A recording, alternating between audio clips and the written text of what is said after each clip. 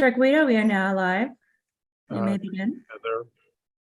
Okay, I'm calling to order. This is the Historic Districts Review Board hearing for June 13th, 2023. I am chairing tonight. I am Anthony Guida. May we have a roll call, please? She is excused. Here. Here.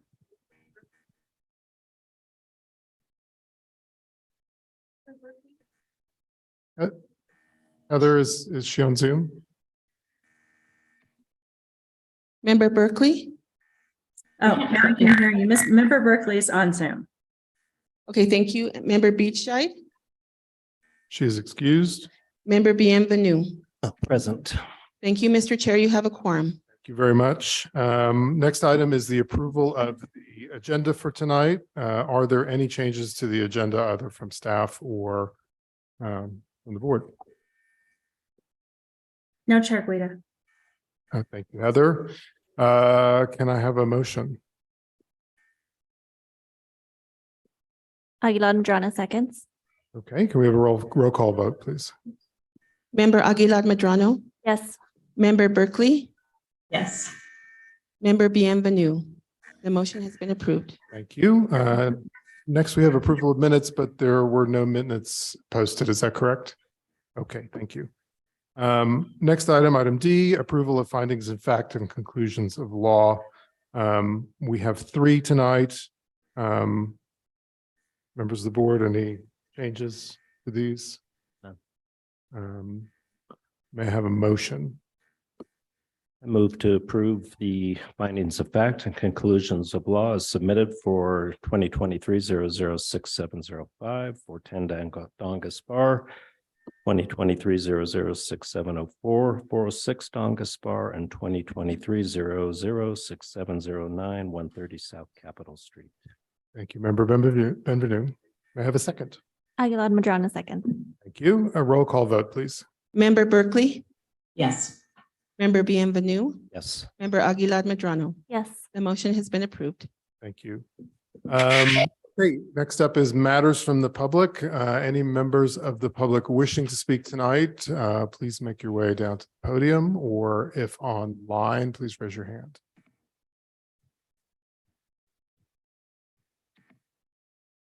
Heather, do we have anyone online wishing to speak? Chair Guido, we do not. Hey.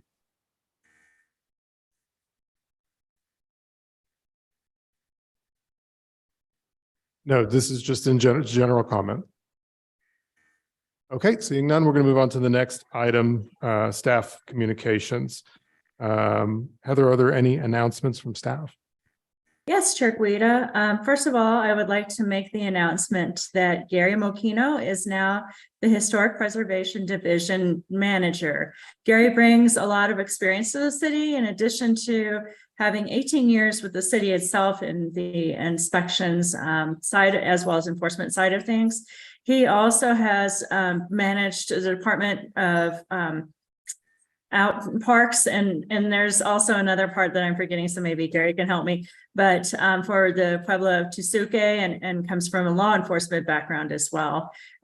Gary has impressed us with his breadth of knowledge, and it is the opinion of the director, as well as Tom Graham, the assistant director, and I, that he will have a lot to offer to the city and the Historic Preservation Division as a whole as well. So Gary, would you like to speak or say anything?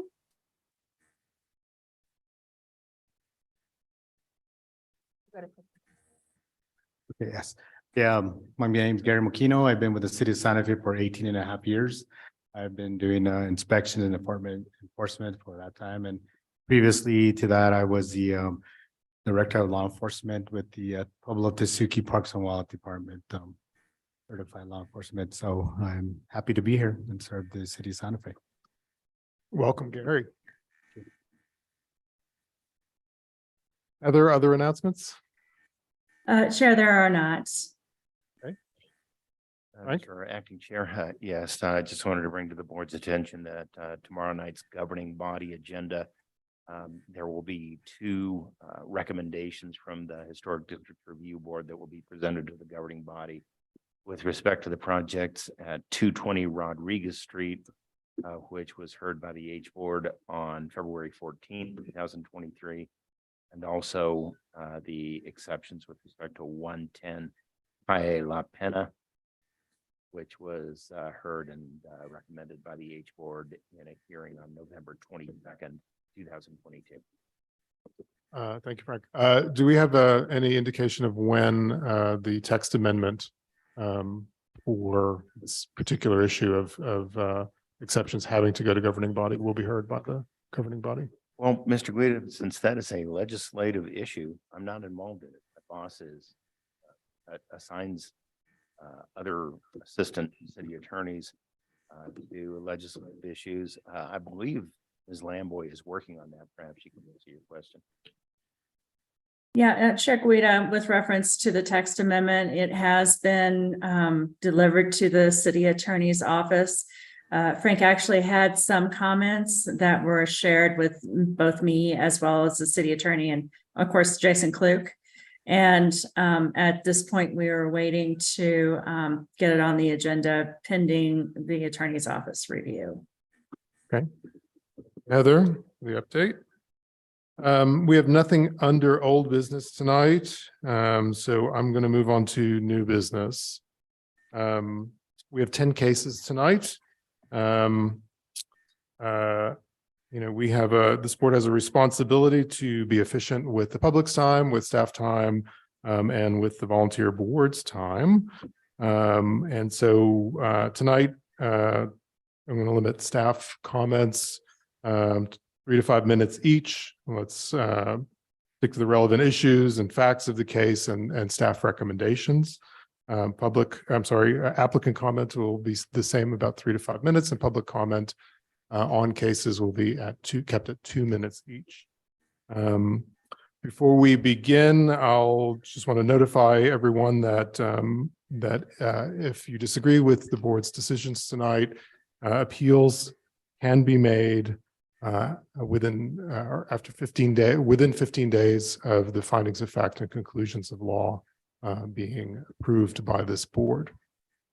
With that, we're going to move on to the first case. This is 201 Montezuma Avenue. This is Heather's case. Thank you, Chair Guida. Just one moment. Let me share my screen.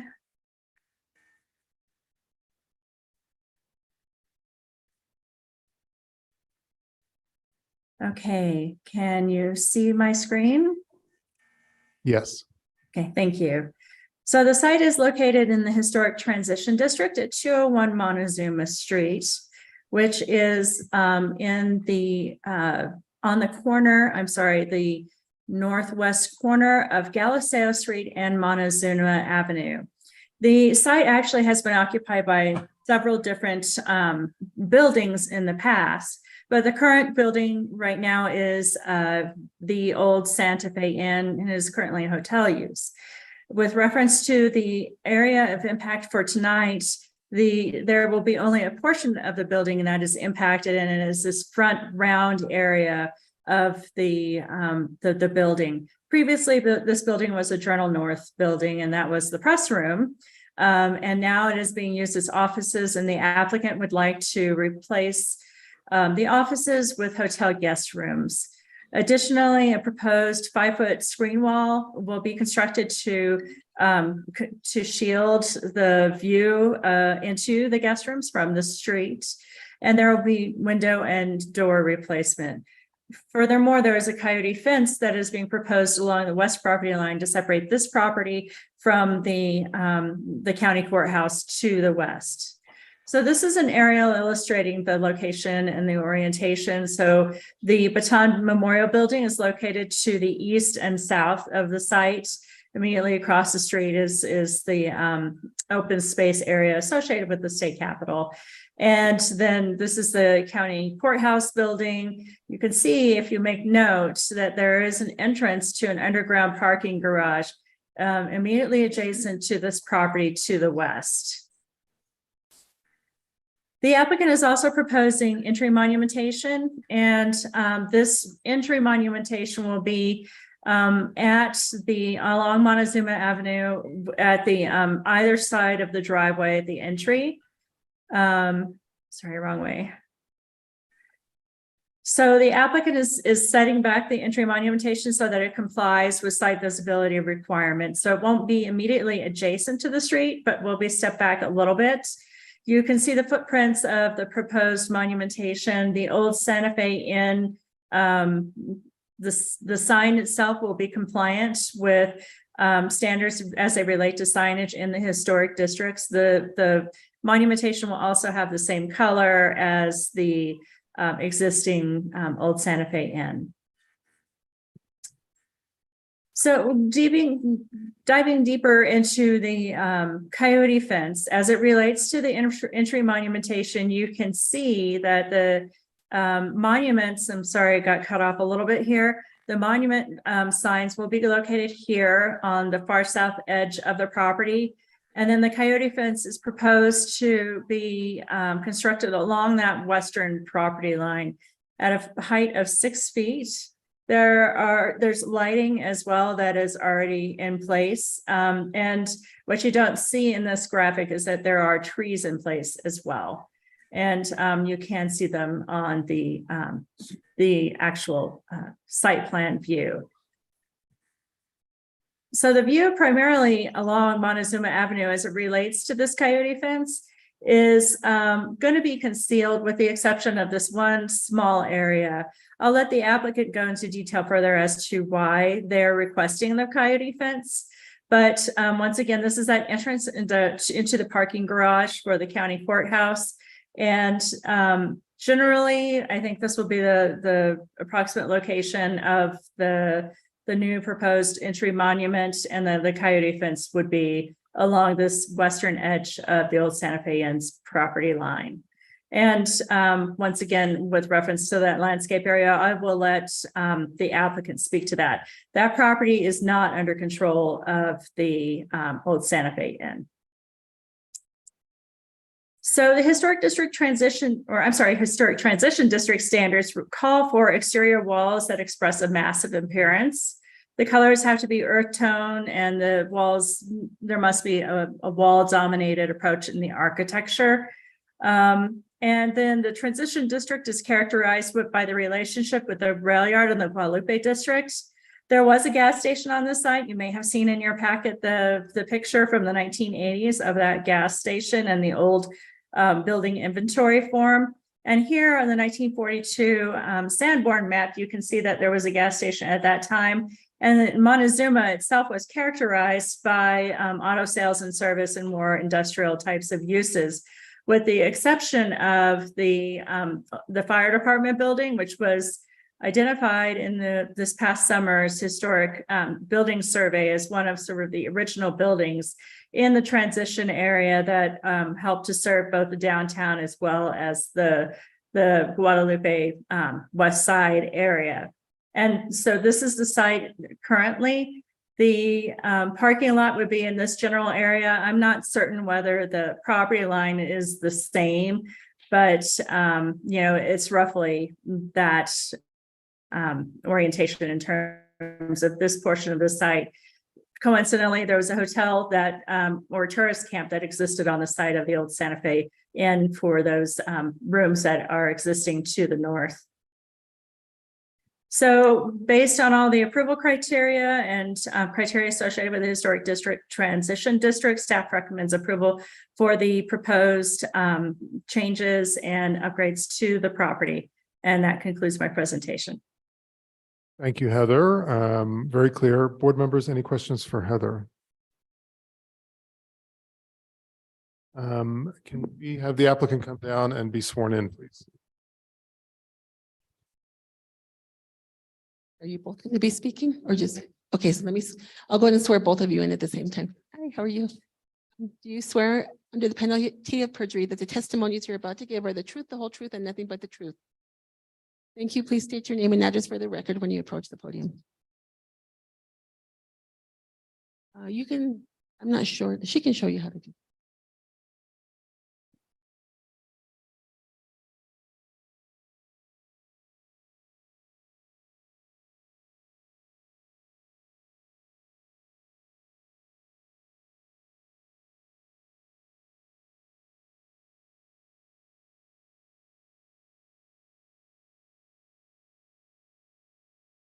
Thank you very much.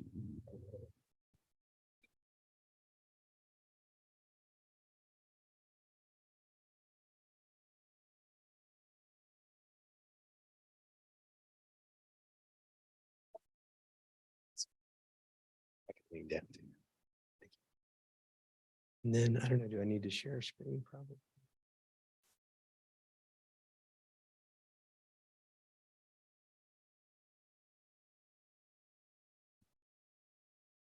Thank you. So my name is Brian Nenninger with Orion West. We're a planning company here in Santa Fe, and we're at 2213 Brothers Road, Suite 800, Santa Fe, New Mexico, 87505. Thank you.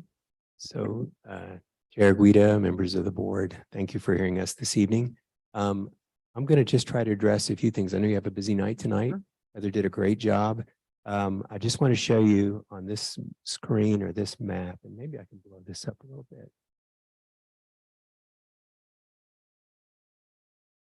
Because the question came up about the coyote fence. So the coyote fence is basically this long part of the L in this green diagram, and that's our property line with the county. And quite honestly, the county doesn't do a very good job of keeping up the landscaping in the area between their parking garage ramp and our property line.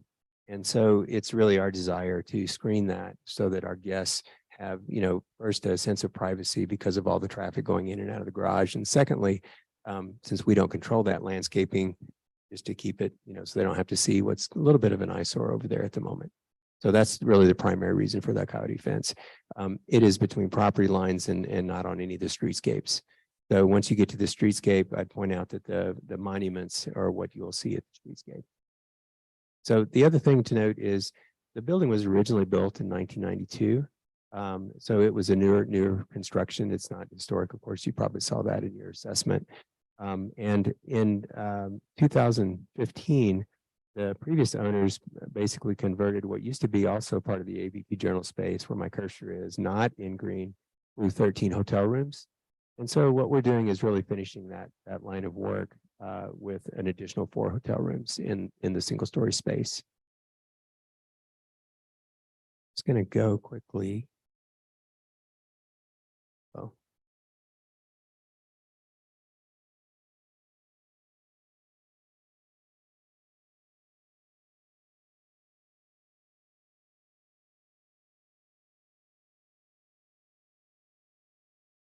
Apologies.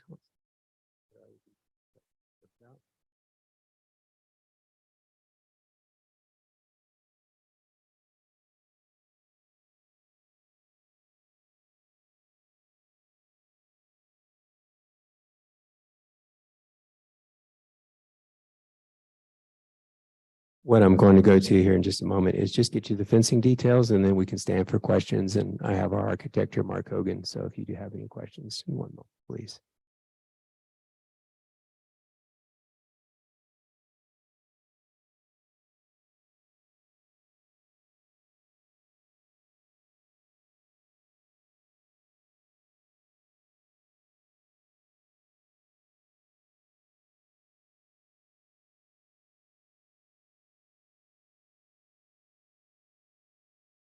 Okay, just looking at the screening details, it's a pretty standard coyote fence. So we do have some pilasters with the 6-foot coyote fence in between. So there's really nothing really special about the fence compared to other designs that you've seen. I just wanted to point that out. We're not doing anything special or different here. With that, we will stand for questions. Again, trying to respect your time. And I have Mark Hogan again available to answer any questions about the architecture. Thank you for the clarifications and for the very clear drawings. Board members, any questions for the applicant? Member Benvenu. Thank you, Chair Guida. First on the coyote fence, I I don't see any issue with the coyote fence. They're specifically allowed in the district. So I'm just wondering, Heather, if you've sort of called out the coyote fence several times. Is there something you had in mind about that you thought was a concern? Yes, Chair Guida, member Bienvenue, with reference to that, coyote fence is that, the height is 6 feet, although it is screened and set back from the street. I wanted to leave it up to the board. There are no walls in the streetscape, and the overall allowable height calculation is 5 feet. But in particular cases where, and it specifically calls it out in the historic transition district, where it's determined that it's not publicly visible or have impact on the streetscape, then, permitted heights are 6 feet. So I just wanted to bring that to the board's attention to make a determination. Okay, I appreciate that. Thank you. And then for the applicant, the raising of the parapet, is that exclusively just an appearance issue for you? It is, and I can let Mark expand on that, but it has to do with, we're also adding that fireplace in the front. So if you look at the way the building is sort of designed now, it's a little plain, quite honestly, and doesn't really reflect a lot of, I think, the Pueblo style that Santa Fe offers. And so that's what the parapet is about. You can see some little step ups on either side, and it's a nice accent and complement to the fireplace chimney that we're also adding to the exterior. Okay. And I would point out that we were first investigating a 2-story building here, adding a second floor, which was allowed per the street averaging calculation. So we're of course well below that. I think it was 36 feet, maybe 8 inches. Right. I just wanted to make sure I understood that there's no longer a request for any second floor of any type, right? No, there's not. Okay. I mean, it's a nice looking project. The parapet, I think it's a little fantasy like, I think, but nonetheless, it's not unattractive, and it's certainly at least as attractive as the building as it exists today. Are the reveals in the windows going to change at all? And are the corners of the building going to match the existing? So I think I'm going to invite Mark to come up because we're getting into windows, but I think in terms of the corners, they are matching existing. Okay. Mr. Hogan, I believe you will have to be sworn in. Yep. Oh, he was sworn in. Okay, sorry about that. The window reveals will typically be the same as they are currently. That's really controlled by the wall thicknesses and the like. So they'll be a little bit more concealed by the screen wall in front. But other than that, it'll be similar to what you see on other locations. On that building, and what are those reveals right now? I think they're about 4 inches. Okay, well, that's probably sufficient. I mean, as you know, there is an intention to show the massiveness of the walls with the Right. reveals, so. We you've try to taken do that into whenever account. possible. Always set the windows to the inside to give as much appearance of mass as possible. Okay. I appreciate the answers. Thank you. If nothing else. Other board members, questions? In person or online? Hearing none, I will take it to public comment. Is there anyone in the room who wishes to comment on this case? So please come down and be sworn in. There's no one in the room, then we can move to online on Zoom. Heather, do we have anyone wishing to speak? Yes, Chair Guida, Stephanie Benanato would like to speak. Stephanie, you may unmute and please state your name and address for the record. Stephanie Benanato, PO Box 1601, Santa Fe, New Mexico. I did have a question. Stephanie, I'm going to Oh, swear I'm you. sorry. Yes, Do you swear under the penalty of perjury that the testimony you're about to give is the truth, the whole truth, and nothing but the truth? yes, Thank you. thanks. I'm wondering why there's only 3 people sitting there. Is there a 4th member on Zoom? Stephanie, this is public comment for the case. Okay, but I think Is a that fourth there member is. on Zoom. There is? Yes. Thank you very much, because otherwise I was concerned about quorum. Anyway, I like the new design. I actually like the parapet because I think it softens the other building and also softens this building, which was kind of like not lumpy exact exactly, but it was kind of no relief in a very massive parapet before that. My only question is, I saw on the list that you weren't supposed to have yard walls, but there is going to be a screen wall, a yard wall that's 5 feet. I understand the need for that, but does that require an exception? Thank you. Thank you, Stephanie. Other public comment? No, Chair Guida. Back to the board for further discussion and or a motion. Happy to make a motion. Please do. Thank you. Case number 2023-006847, HDRB 201 Montezuma Avenue. I move that the board adopt the recommendations of staff for approval of the proposed project for the reasons stated in the staff report, and also noting that the applicant has indicated that the corners of the additional aspects of the building, including the parapet, will be at least as rounded as existing, and that the windows will be consistent with the current 4-inch reveals. Thank you, John. Do we have a second? Aguilar Madrano seconds. May we have a roll call vote, please? Member Bienvenue, Yes. Member Aguilar Madrano, Yes. Member Berkeley. Yes. The motion has been approved. Thank you. Moving to the second case. Good luck with your project. Thank you. Second case tonight is 404 Apodaca Hill. Lanny, this is your case. Good evening, Mr. Chair and members of the board. This is case 2023-006848, HDRB for 404 Apodaca Hills. Status review with primary elevation designation applicable. 404 Apodaca Hill is located on the west side of Apodaca Hill, just south of Canyon Road. Staff is recommending the historic status of the structure be upgraded to contributing with the north facade, less the distracting non-historic elements designated as the primary facade for section 14-5.2C, designation of significant and contributing structures. 404 Apodaca Hill is a single-family residence listed as non-contributing to the Downtown and East Side Historic District. It is a 1,431 square foot single-story. Marie Apodaca Viejo house is constructed of adobe with a flat-hipped roof and was constructed around 1933 in the vernacular style. An addition at the west elevation was constructed circa 1987.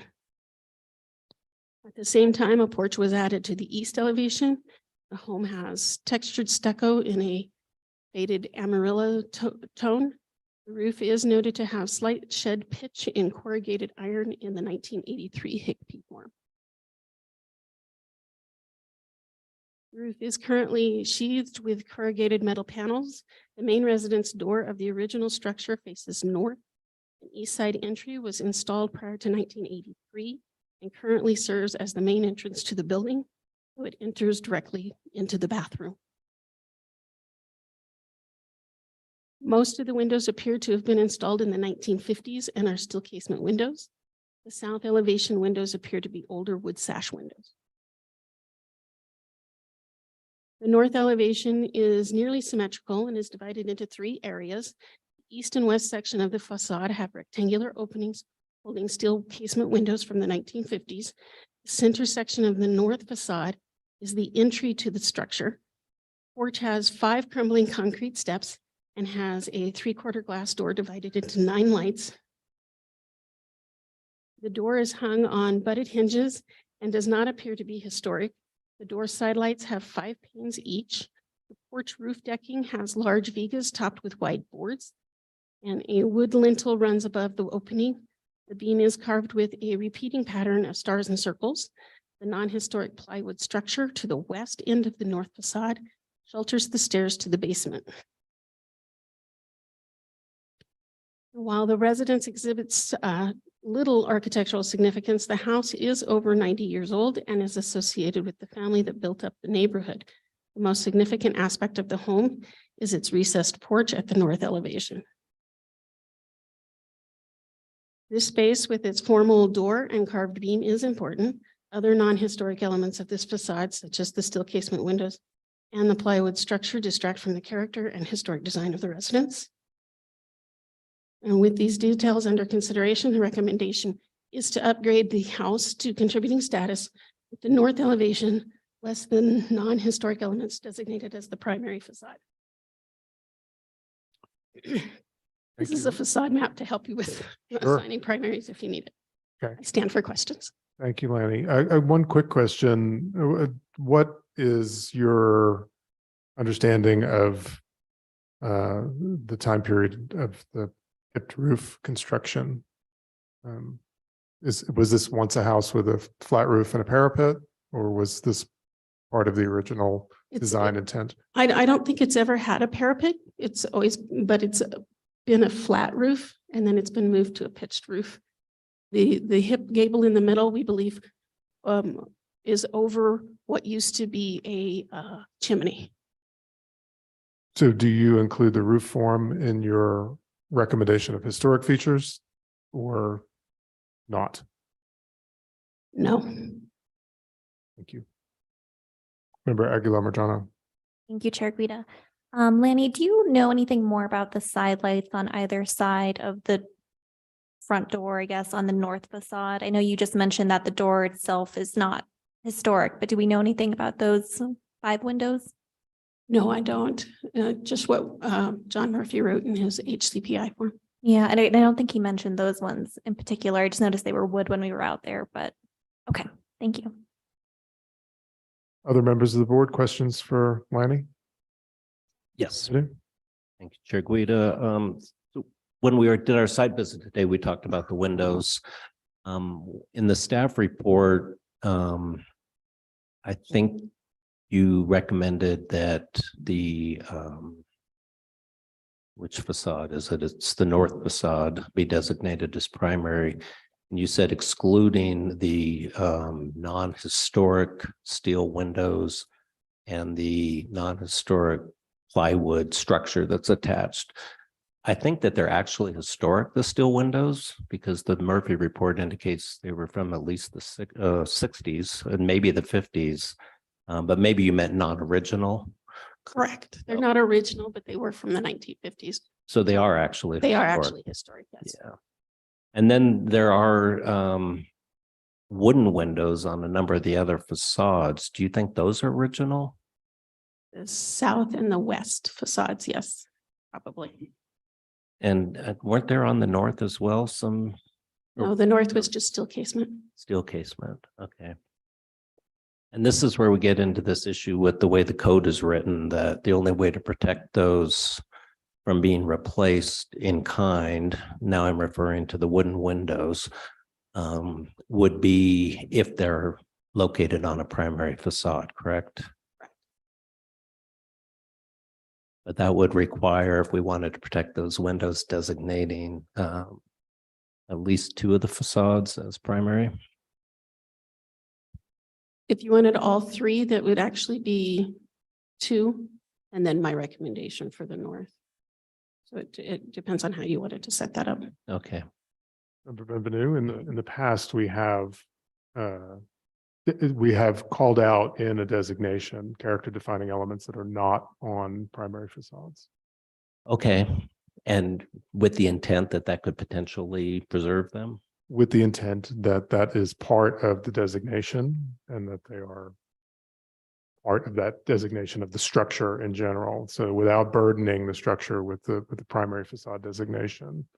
Those elements, we often run into this problem if we're talking about a primary facade and the chimney becomes something that's significant. We're not going to pick out the individual elevations of the chimney as significant. We could call it something like that, or in other instances where we've kind of remarked on the massing or other features.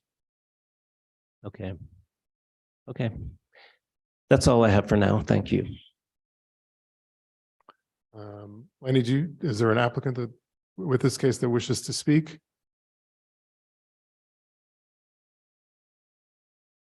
Looks like Richard will be joining us.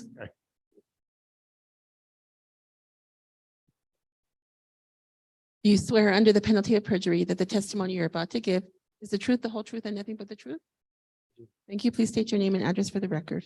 Richard Van Sickle, 1122 East Alameda Street. Welcome, Mr. Van Sickle. Do you have anything to add to staff's report? Well, I can give you a little bit of history. When we were looking to purchase this property, we went online to the map that shows all the designations of buildings. And this building was designated as non-contributing, which led us to give us more interest in purchasing because we're trying to renovate it and make it a livable space for people that want to live on the east side. And we know that when it becomes contributing, that there are certain things that we can't do. We understand that and we're not opposed to that at all. But we do feel that we have a very good plan for this property to make it a residence that will last into the next 100 years. So we would like you to, keep in mind that it can be challenging to sell properties or to make properties look like they should if we have to keep certain components in the property that may or may not be easy to make it work correctly. We're very happy with the front facade. That beam absolutely needs to remain, and we intend to keep the front door, even though the door itself may not be historic, but the picture of the way it sits with the side lights is absolutely the way that it should be looking. So, we intend to make this a historic property looking historic, but we also want to make it a livable property. So Very good. if you have any questions for me, No, more than happy well, to and I guess with that, with those comments, do you agree with staff's recommendation for the north facade, I do. including or excluding the metal windows?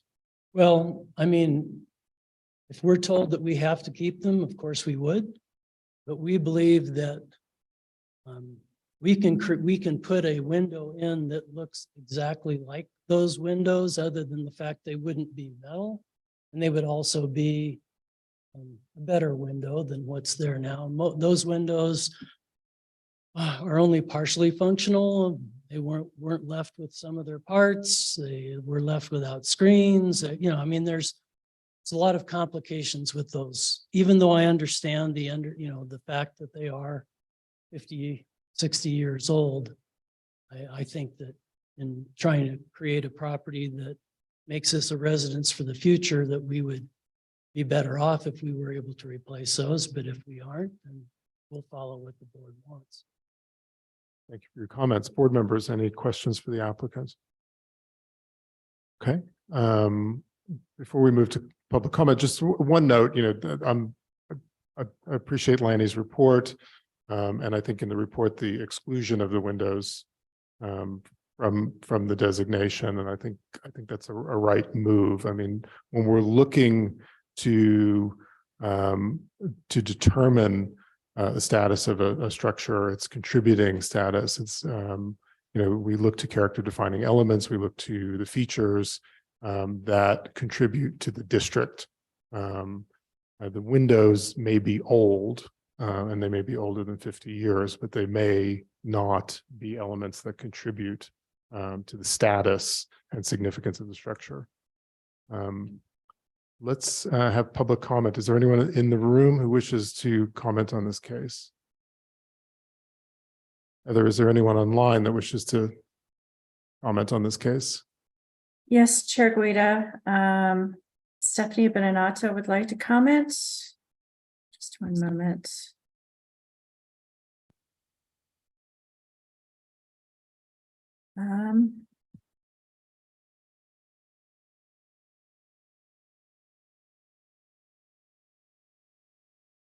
I'm unable to, for some reason, it's not allowing me to unmute her. Goes here. I think it just took a Oh. long time. It took a long There we time. go. Okay. Okay. Thank you. Sorry about that. So I think that the north facade definitely should be considered primary. I think at some point the board needs to recognize that steel casement windows are historic. And if they're the only ones, I don't know, maybe they're telling us a story about renovation in a certain time period.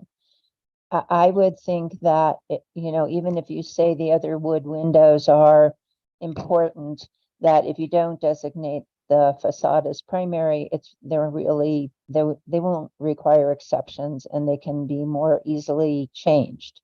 I would not designate more than 2 facades on this residence as primary, because I think that would really restrict what they could do. So thank you. Thank you, Stephanie. Anyone else from the public wishing to speak online?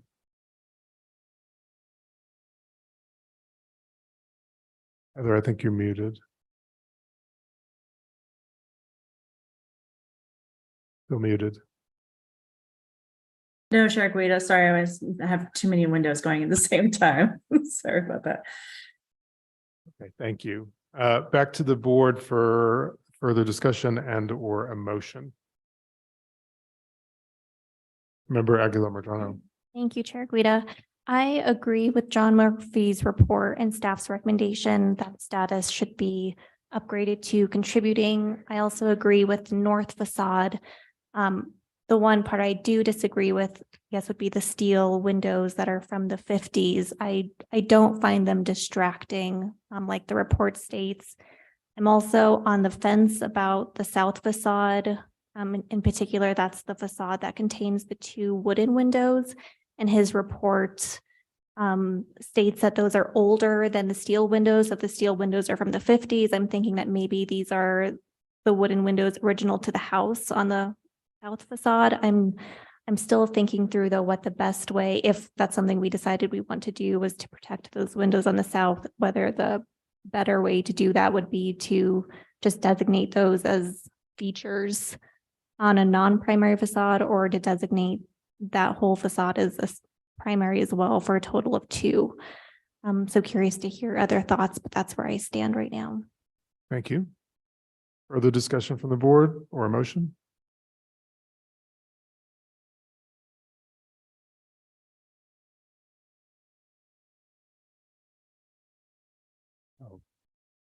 Make a few comments, I suppose. So this is a difficult one. I do think that we have decided as a board that we do protect steel casement windows whenever possible, when they're historic, which they almost always are, both because that is historic fabric, and secondly, because it's a sustainability practice to not throw those into the landfill and to repair them whenever possible. And the exception to that, of course, is when they're unrepairable. I am a little troubled in this case, though, with them, only because we do have a bit of a mishmash of different window styles around the house. And I'm more inclined to protect those windows when they're original and consistent throughout the entire property. That not being present here, I think in this case, I would agree that the north facade, which clearly should be a primary facade, would exclude those steel casement windows, and definitely exclude the plywood box. That brings us to the wooden windows. Those do look like very old historic fabric, but that would require us to designate the south facade, I believe, in order to protect them, because I think that the way the code is written, it specifically provides that windows that are not on a primary facade can be replaced in kind, and only windows on a primary facade are required to be repaired. So that does, I don't think that just designating them as character defining would protect them.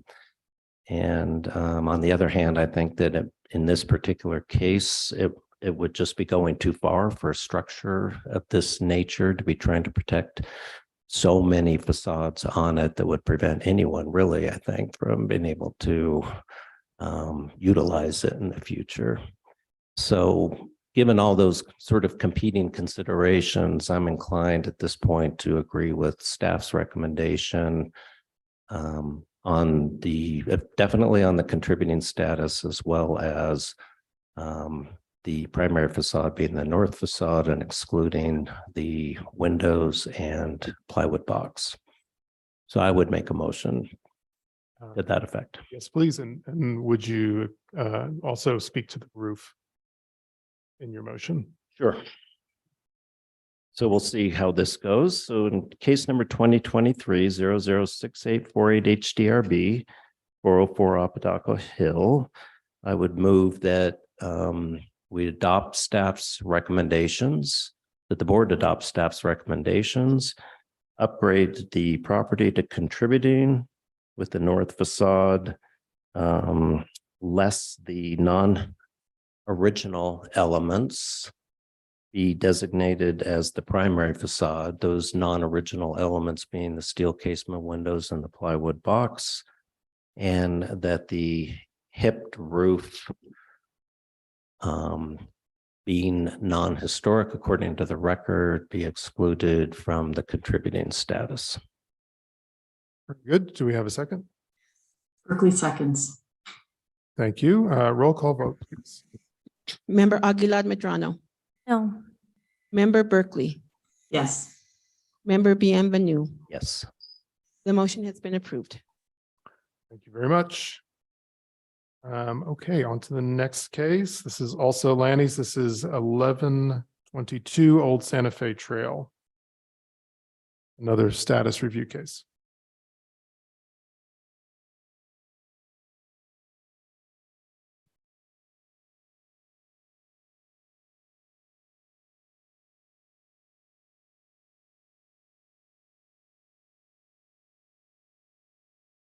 Mr. Chair and members of the board, this is case 2023-006850 HDRB for 1122 Old Santa Fe Trail. The applicant is seeking a status review with primary facade designation for the main residence garage and planter wall. 1122 Old Santa Fe Trail is located at the intersection of Old Santa Fe Trail and Camino Rancheros, and just to the west of Museum Hill and Camino Lejo. Staff recommends the historic status of the original house and garage be designated as contributing to the Historic Review Historic District, with the original north portal section recommended as the primary facade of the residence, the north facade recommended as the primary facade of the garage, and the stuccoed planter to the north of the residence in the parking area is recommended as contributing per section 14-5.2C designation of significant and contributing structures. 1122 Old Santa Fe Trail is a single-family residence which is not statused in the Historic Review Historic District. A fragment of the Santa Fe Trail is located on part of the property as an archaeological site on the southern portion of the lot. The Donald and Dorothea Mossman House is a 2,803 square foot Spanish Pueblo Revival single-story residence constructed in 1962. With a guest house to the south that is connected by a breezeway that was constructed in 2005. The main residence is stuccoed block painted white with two portals on the north elevation, one original to the structure and one built after 1966. The original west portal has square rafters and an exaggerated overhang and is trimmed with traditional double shoe capitals. It holds the formal entry to the house. The windows consist of larger sash and fixed units, characteristic of their period. They are surmounted by textured header recessed in the stucco. The doors are meme replicas with the typical display of geometric and floral figures.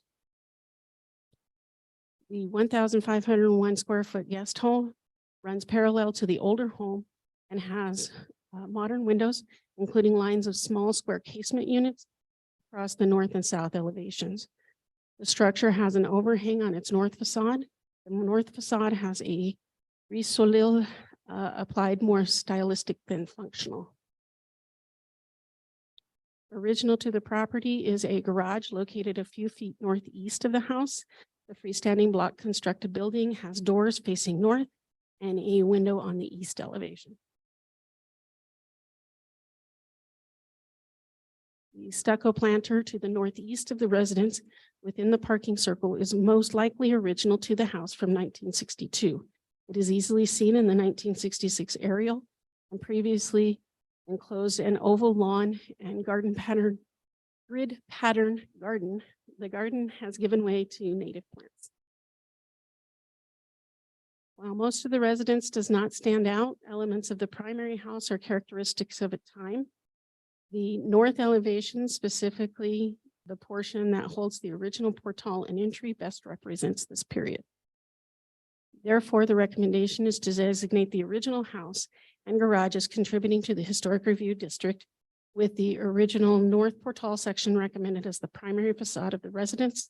The north facade is recommended as the primary facade of the garage, and the stucco planter to the northeast of the residence in the parking area is recommended as contributing.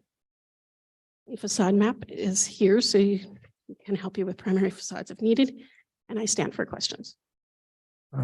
Thank you, Lanny. So on this facade map, it's a little difficult to make out the numbers. So you're recommending facade 2 Yes, facade 2. and the garden wall, and did you say the garage as well? The garage north, yes. I see. So if I may ask a question, I agree that this, particularly the portal, is a really nicely done, nicely designed, and representative of a certain period of time. You know, in light of moving the designation to contributing to this district, what is it about the property, besides its age, that leads you to that conclusion? I mean, is this representative of a certain style of development? Is it representative of a particular architect? Is it, you know, what's the juice there?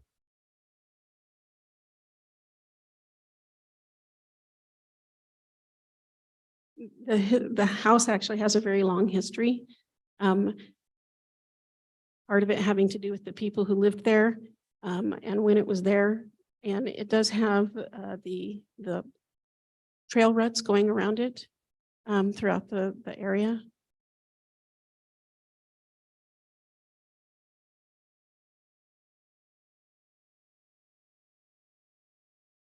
Okay. Board members, questions for staff? Thank you, Member Guido. Perhaps the applicant might know this if you don't, but what's the history of the color? Because this is a color that's specifically prohibited in this district. The color is actually original to the house. Yeah, and the house, of course, was built prior to this being an historic district, right? Correct.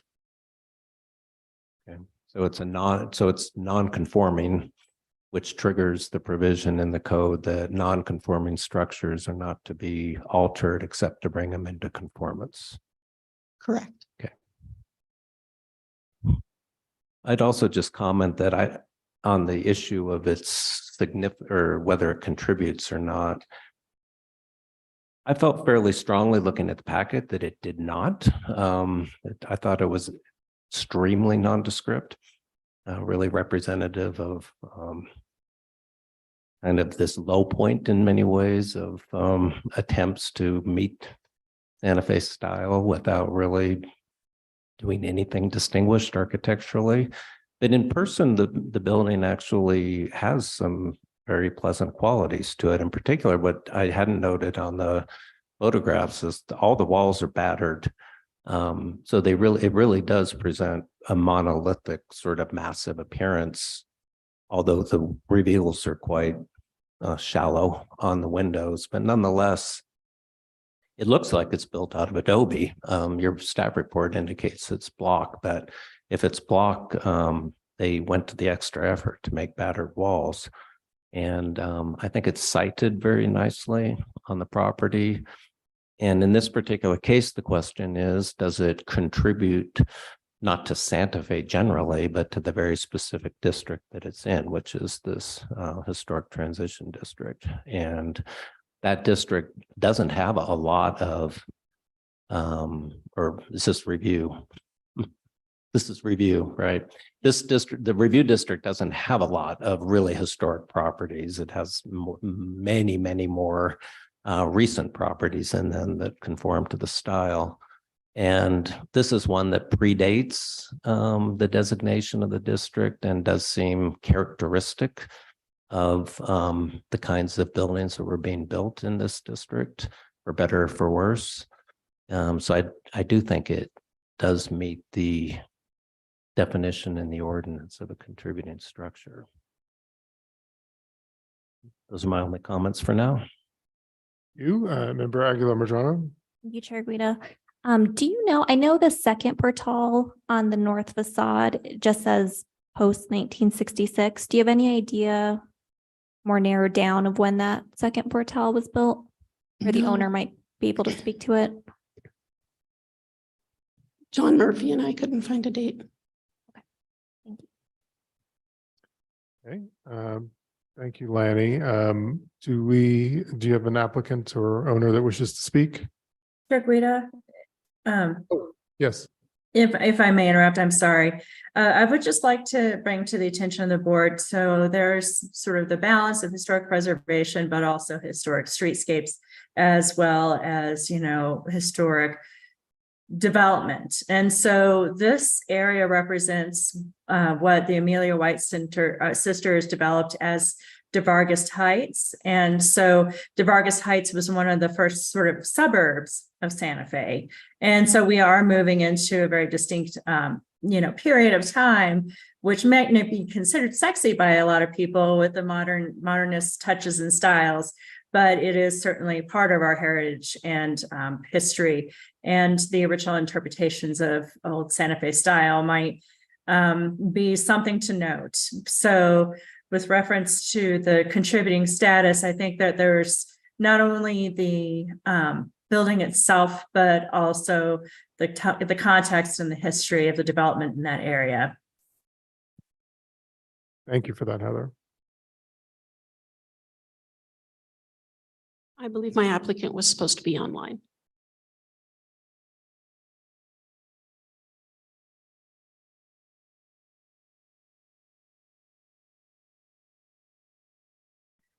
Sorry, I was having a hard time unmuting. Chuck Staben, you have been unmuted.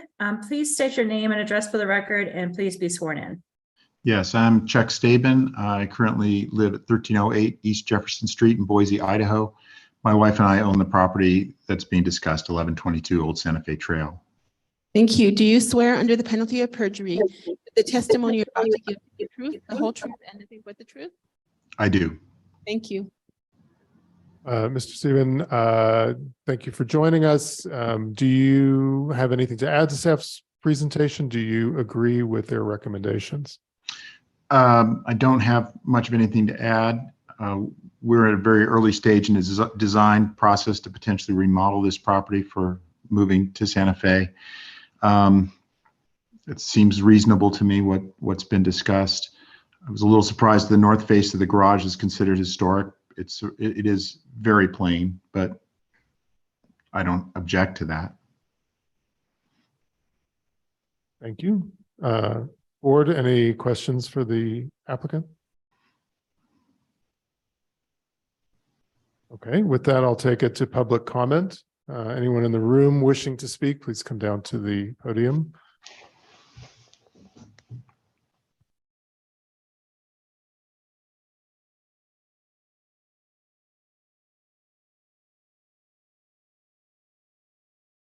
Do you swear under the penalty of perjury that the testimony you're about to give is the truth, the whole truth, and nothing but the truth?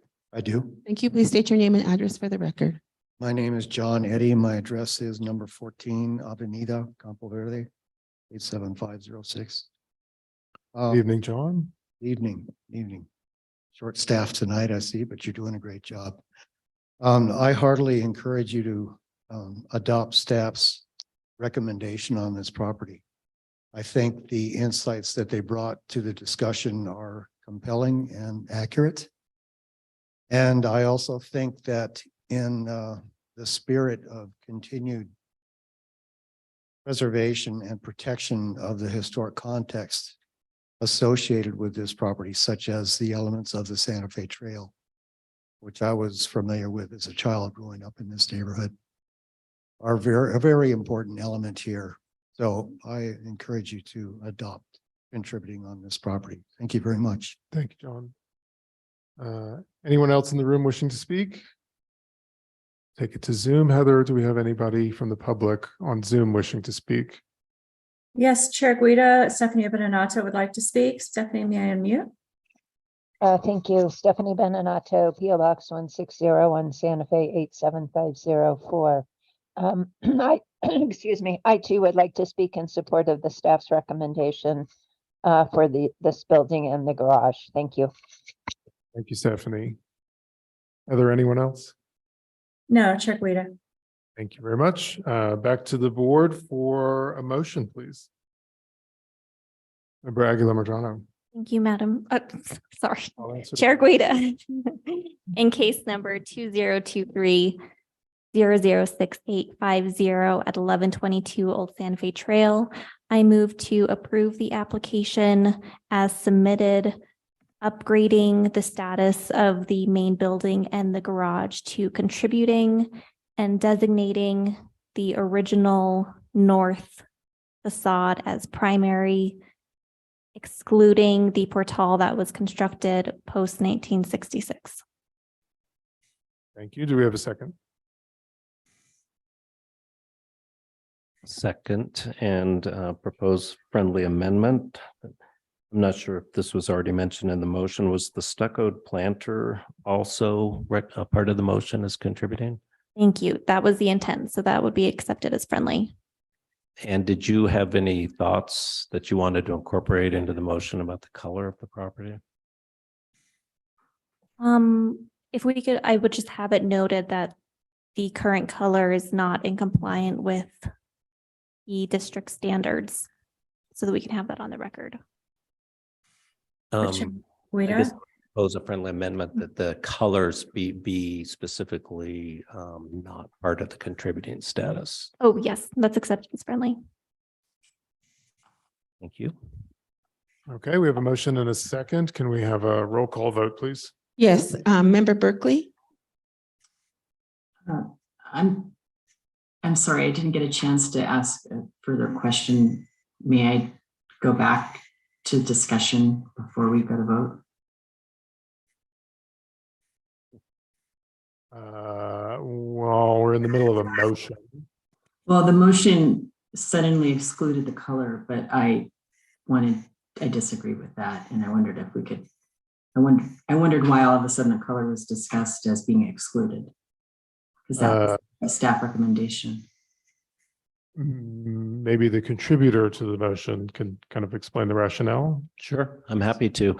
I think that just noting at this point, there are two choices that could be made. The board could decide that the white color, even though non-conforming, actually is part of the contributing status. I think the board has the ability to do that. And my personal view is that the original color should not be protected in that respect, even though it is original and historic. But I would prefer that it remain non-conform, part of the non-contributing status and recognized as non-conforming, so that in the event alterations were made, the color would be brought into conformance. That's my rationale.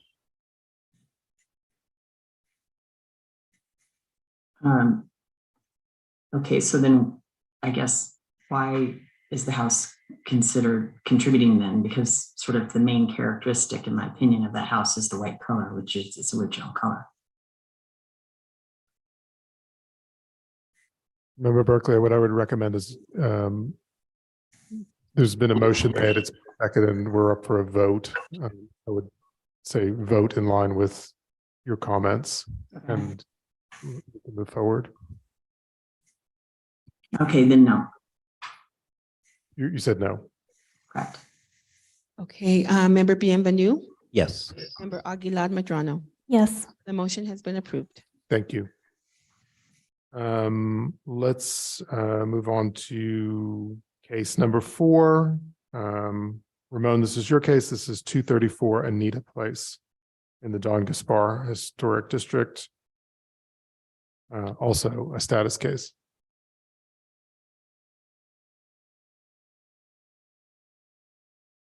Chair Guido and good evening, board members.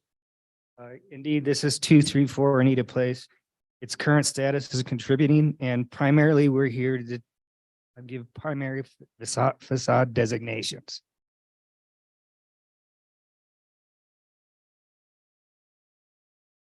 This is the location in the Don Gaspar area, historic area.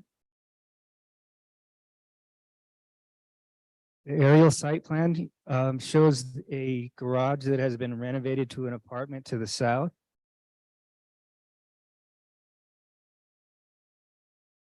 '69 and '73 aerial photos. I'd like to point out on the '73 aerial photo where the blue arrow is, that's the first time this kind of gate pediment shows up, so it's therefore considered historic. Will come into play as we determine primary facades. This is the north elevation. You can see it's got some unique features to it, the little nicho. The wood lintels have a bulleted effect, and it's really quite a jewel of a little place. This is the west elevations. The west elevation contains the fireplace chimney. And if you look at the two photographs on the right, you can see this kind of sinuous quality to the shape of that. It's sculptural. It's an expression. I should note here also that all the windows are original wood divided lights throughout the whole area of this particular building. It's a single family residence listed as contributing circa 1930, Pueblo Revival House. There was an original portal that was demolished in '73 and was replaced with a new one in '95. There was a case heard on that. The garage conversion was done at an unspecified time and really has no historical significance or expression to it at all.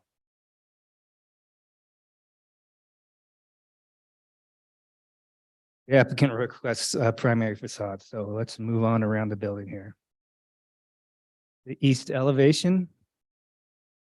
Again, note the bulleted wood lintels and the bulbous kind of seal at the bottom of the apertures. This is the south elevation, which faces the converted garage addition. In this facade diagram, staff recommends the north, including the west entry gate, elevation F1, facade F1, the east F2, and the west F4 be considered primary. Do you have any questions? Thank you, Ramon. So just a question, the contribution that this structure makes to the district, and specifically the side facades, can you talk a little bit about that so we understand why it's contributing to the district and why in particular these facades are essential to that? I think this is well, I think both of the side facades, they're visible if you can get a look at them from the streetway, and they're very characteristic of this type of style of was built in the early 30s. And because they're so expressive and the pattern of them is the reason I included both the east and the west facades. Thank you. Board members, questions for Ramon? Yes, for Aguilar Medrano. Thank you, Chair Guida. Ramon, can you speak to the historic material that remains on site? Like, are the windows believed to be historic? Are the doors, the lintels, things like that? With the exception of the back door, the south door, that's on the south elevation that has been replaced with kind of a Home Depot-y kind of door. The rest of the facades are intact. So all original windows and doors aside from that south door. According to my assessment, yes. Thank you. And Ramon, you identified the gate on the west as being something that was constructed perhaps in the late 60s or early 70s, but it's something that is character defining to the residents. And I think it does give it some character. This is it. This is it on the right. You can see. It helps kind of give that facade an edge to it, and gives a little bit of expression to the gateway itself. Okay. Thank you. Board members, any other questions for Ramon? Either board members in person or online? Okay, Ramon, do you have an applicant joining us tonight? Yes, the owners are in the audience.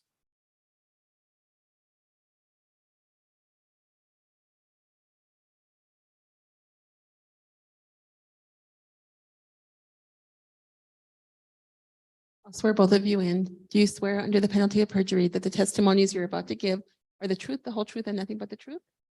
Thank you. Please state your name and address for the record when you approach the. Newton Bass, Kristen Welch at 234 Anita Place. Welcome. Do you have anything to add to staff's presentation? Do you agree with staff's recommendations? I think we're fine with the recommendation. We are curious. We like the color that it is, but we may re-stucco. Is it a non-conforming color?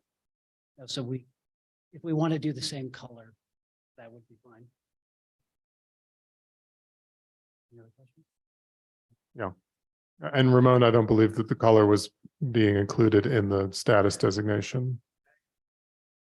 Correct.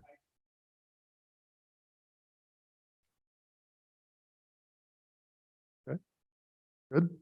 Thank you. Board members, any questions for the owners? Yes, member Avenue.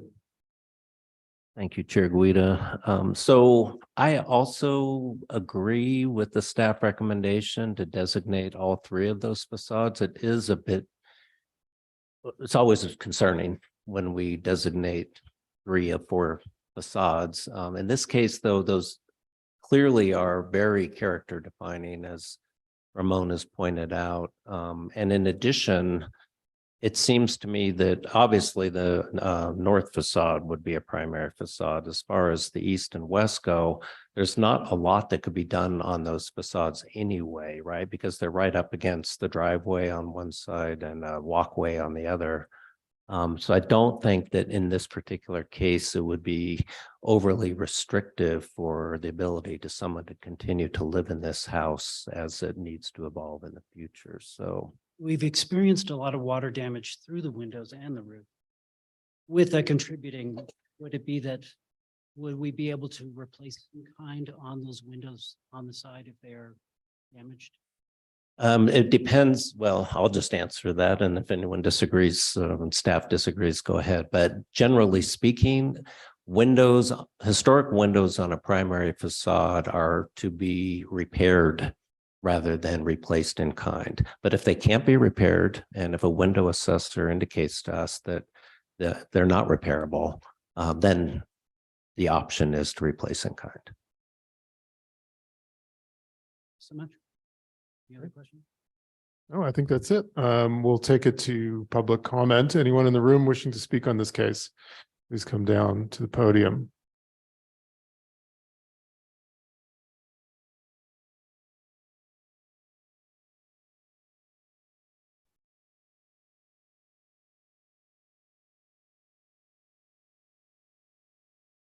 I'm back. Thank you, John Eddy. I agree with staff's recommendation. What's interesting about this house is that it's alarmingly simple, but it really speaks to the vernacular Santa Fe style, which is very important to our neighborhoods. Specifically, well, looking at this photograph right now, the nicho on the wall is a very special feature, which may go unnoticed to people that aren't really looking that closely. The bullnose bulkhead sills on these windows are also kind of a ubiquitous vernacular approach to building in Santa Fe, which some people may think is very unsuccessful from a design point of view, but it is a style that people adopted to try to protect their houses. So I think this is a really special house. It's wonderful that it is so simple. And I do heartily encourage you to follow staff's recommendation. Thank you. Thank you, John. Anyone else in the room wishing to speak? Are there anyone online? Yes, Chair, Stephanie Beninata, you may unmute. Hi, Stephanie.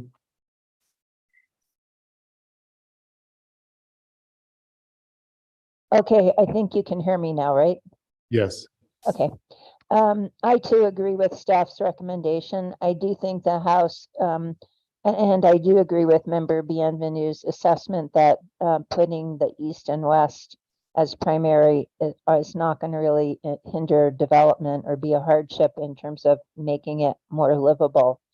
And as Mr. Eddy just talked about, the windowsills, for example, are really character defining and defining of a certain era. And I'm happy that the staff made this recommendation, and I'm even happier that the owners seem to be enthused about doing preservation and really enjoying this house. Thank you.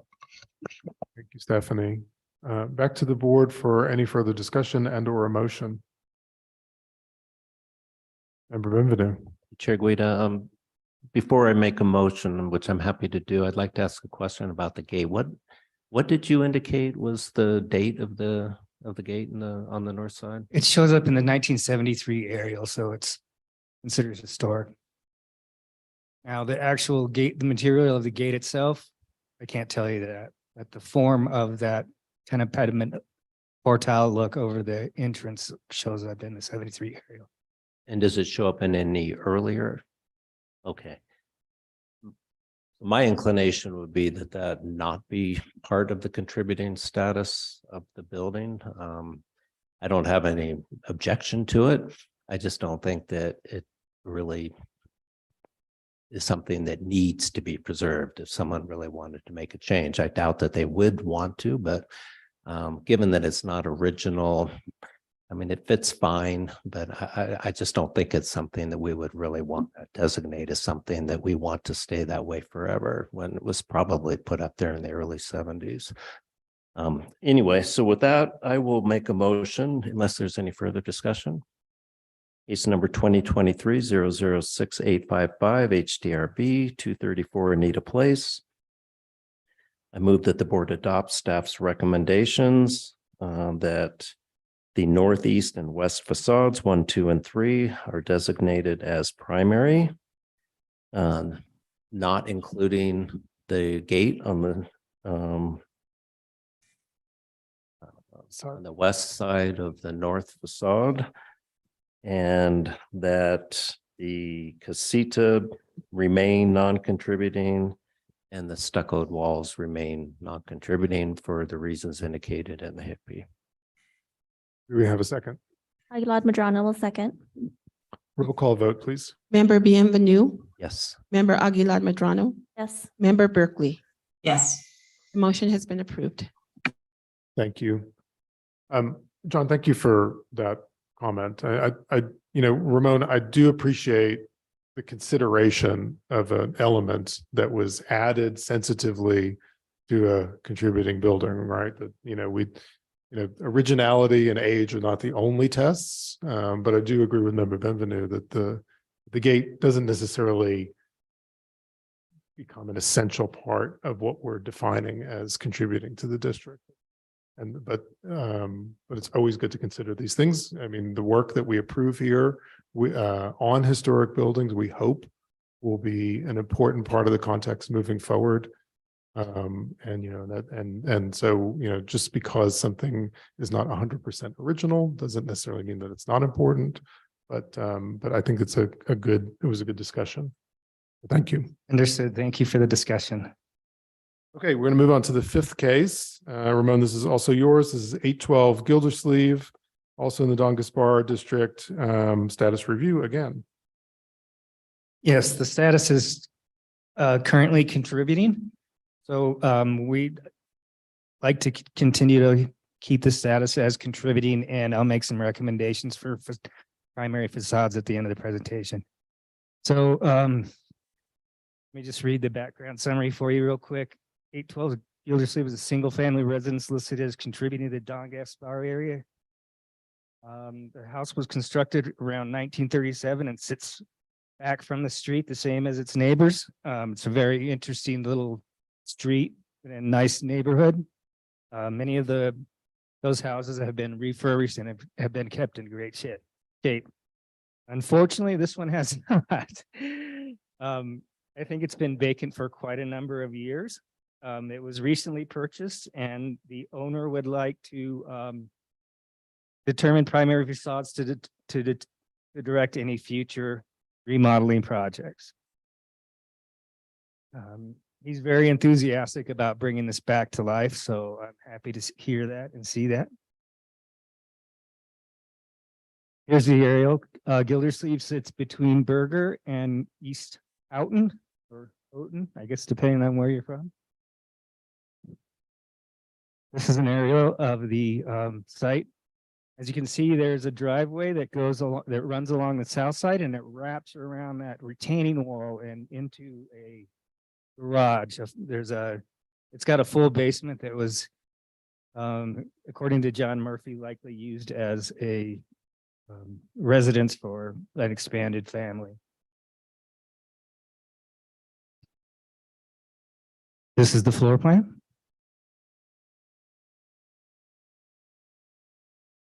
North is up. I didn't include an arrow there. The east elevation. This is the street facing elevation, and this is one of the elevations that I'm going to propose as primary. It's kind of characterized by these divided light windows. The window farthest to the north has a kind of unique pedimented aspect to it. It's not in good shape, but it's very interesting. You can see the canale there. I believe the house was re-roofed in order to keep water damage down, and I believe that canale was added in. You can see the remnants of vigas that were removed. The post that's holding up the portal has kind of a sculptural quality, and I can see what looks like to be a downspout at the base of it. So it's my opinion that at one time there was a roof drain up there, and it would drain through that.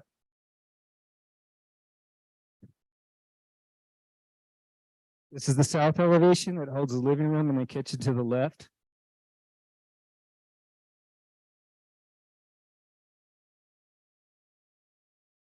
Southeast elevation, camera facing northeast.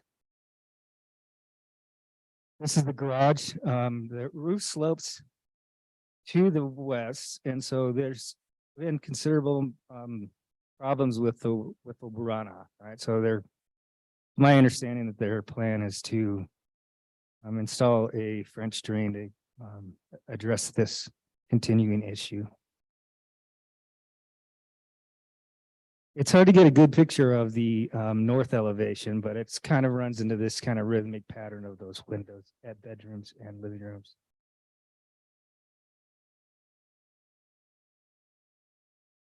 That's a little bit better.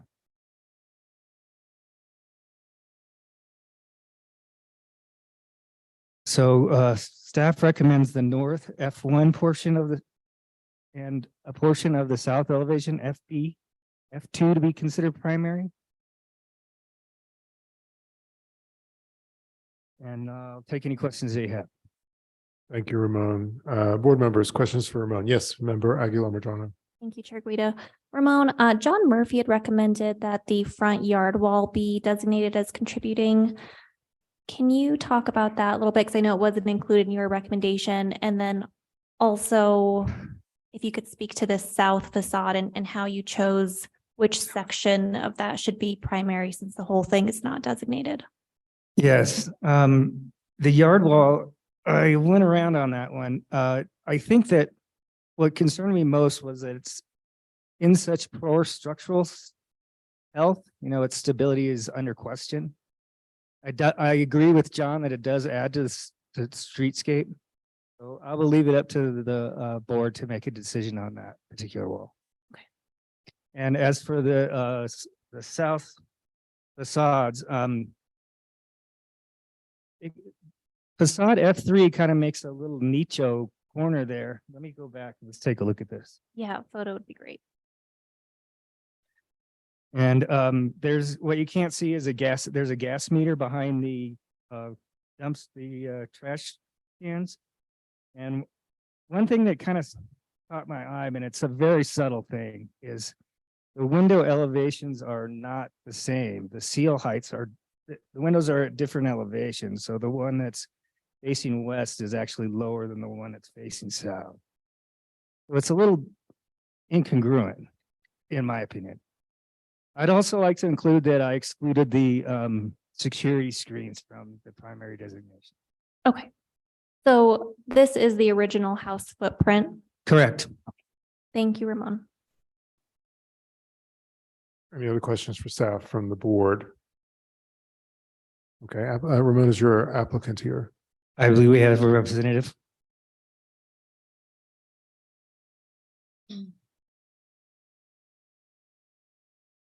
You swear under the penalty of perjury that the testimony you're about to give is the truth, the whole truth, and nothing but the truth? Yes, I do. Thank you. Please state your name and address for the record. Greg Reed, 535 Cerritos Road.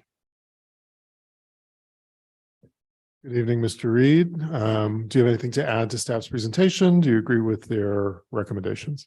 Yes, I agree with the recommendations. There was a comment about the canale, which is an original in the front, and I believe there was a canale in that location that was integrated into the viga that was taken out. That's why the canale was there. That pipe could be a roof drain, but not really sure what that pipe is coming at the base. The yard wall, the owner likes the height and would want the wall as is, but it is falling over. So it may, if there's a way to keep it and just, make it stable, that's fine, but it may have to get rebuilt. So. Okay, thank you. Board members, questions for the applicant?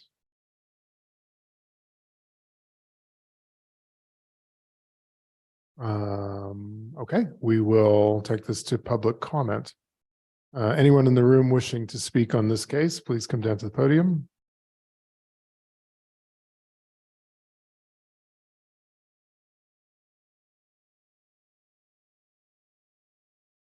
John Eddy again. Thank you, Chair Guida and board members. Again, we have a very simple house, but a very important one. And I wanted to commend the owners for engaging John Murphy on this property. This is the kind of property where its deep history could very easily have been overlooked. The Bullocks were very important in Santa Fe. And sometimes properties become upgraded beyond contributing because of the individuals associated with the house. That would be a stretch here, I think. But I do appreciate staff's recommendations on contributing status. I think that should be adopted. I'm very grateful to staff for the wisdom of excluding the window grills because for those to be maintained on this house really makes me nervous. I think about fires in a structure like this and not being able to get out of it. Just does not make sense. So, and I think the original character of those windows will be accentuated by the removal of those grills as well. But thank you very much. Thank you, John. Are there any public comments online? Chair Guida, there are no hands raised, no comments. Thank you. Back to the board, both in person and on Zoom. Any further discussion or a motion? Member Aguilar-Madrano. Thank you, Chair Guida. I'm ready to make a motion in case number 2023-006854 HDRB at 812 Gildersleeve. I move to approve the application as submitted, maintaining its contributing status and designating the east facade and a portion of the south as designated in the packet, excluding the wrought iron security grills. And I would also like to add the front yard wall be designated as contributing. Second. Thank you. We have a motion and a second. Can we have a roll call vote, please? Member Aguilar Medrano, Yes. member Bienvenu, Yes. member Berkeley. Yes. The motion has been approved. Thank you. On to case number 6. This is Lanny's case 1677 Cerro Gordo in the downtown and East Side Historic District.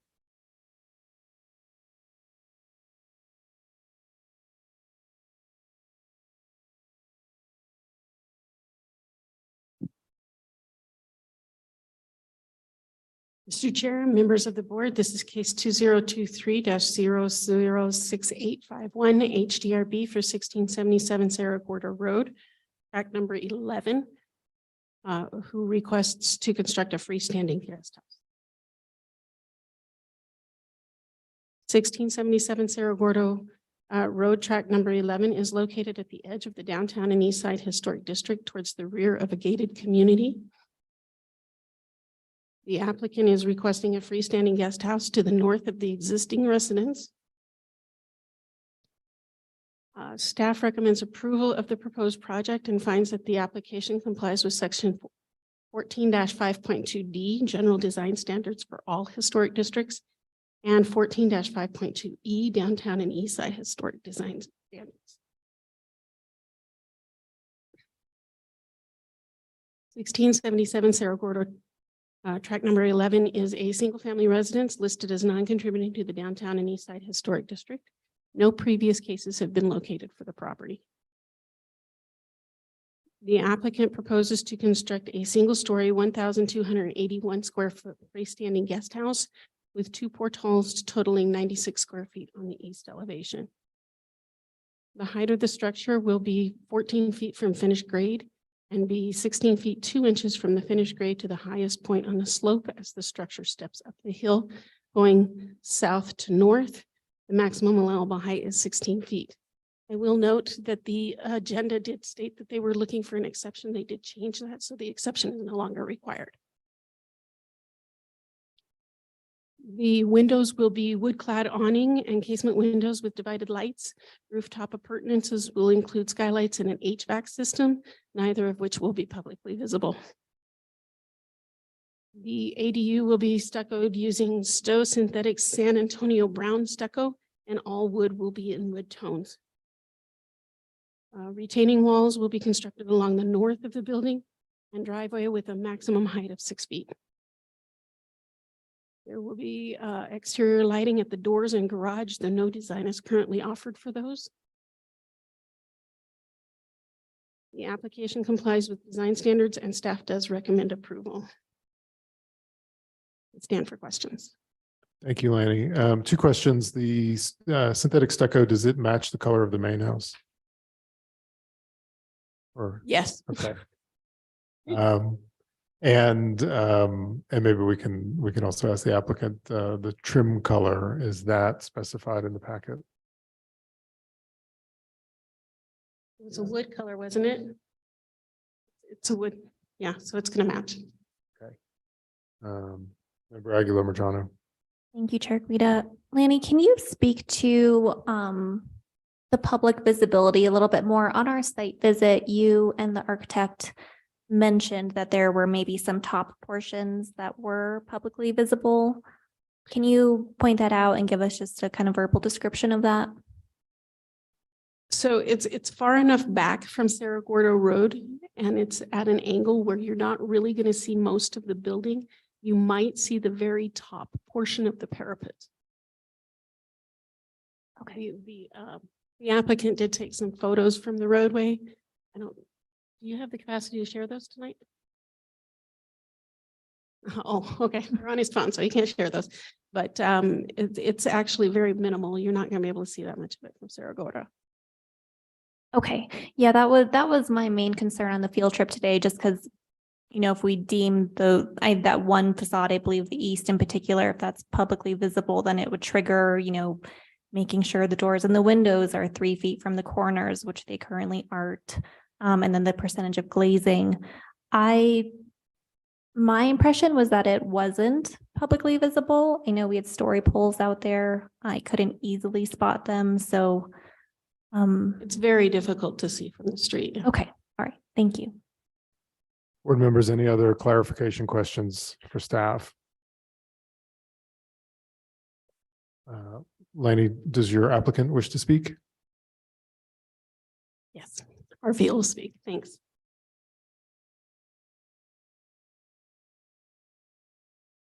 Do you swear under the penalty of perjury that the testimony you're about to give is the truth, the whole truth, and nothing but the truth? Thank you. Please state your name and address for the record. My name is Kirby Monroe. Address is P.O. Box 1183, Santa Fe, Mexico. 75504.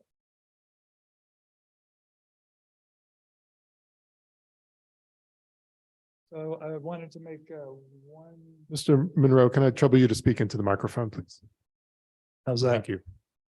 I wanted to make one basic comment about the site visit. The story poles that I put up this morning were a little bit taller than the 16 feet. They were 18-foot poles. So what you could see was actually going to be 2 feet less than what was visible today. And I did spend a fair amount of time trying to locate it from the street. I found 2 locations from Cerro Gordo, but yeah, if you're on Upper Canyon Road, you probably could see it with binoculars. So it is visible, but very minimally, as well as the vegetation, majority of which will remain intact, I believe hides most of the facade.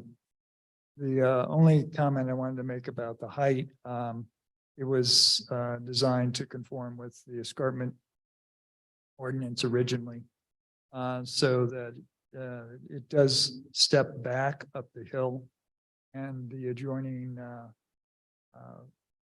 grade to parapet height is 14 feet or less. If you look at it in one spot, it is a little bit taller.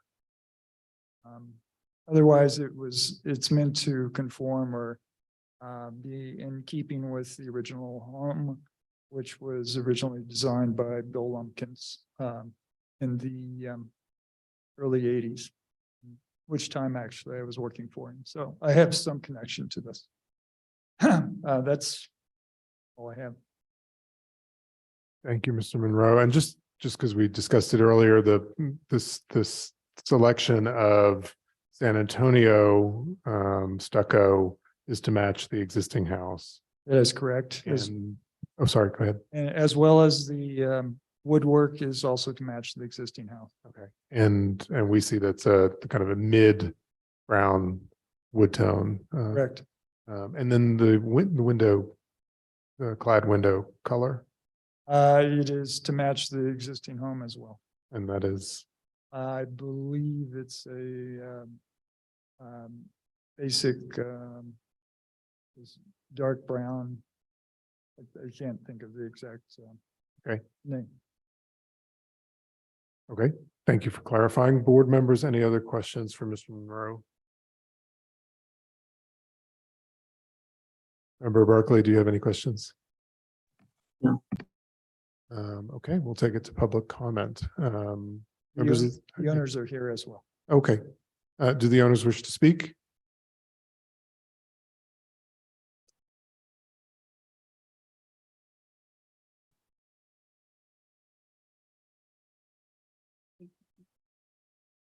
Are you going to speak as well?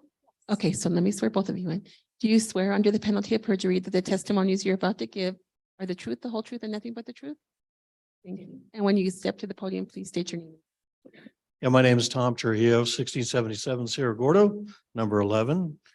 Yeah, we've been really working, trying to find the proper place for the casita for a number of years, actually. Unfortunately, our daughter came back and is taking care of us as we're getting a little older. Plus, I also keep my mom, stays with me. She's 95 years old.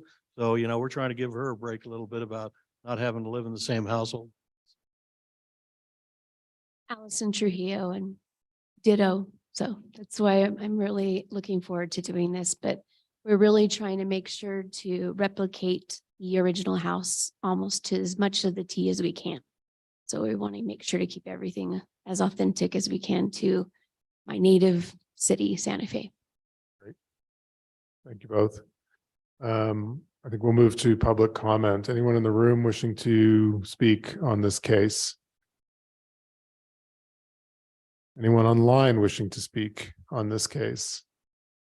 Heather, do we have anyone? No, Chair Guida. Okay, back to the board for discussion or perhaps a motion.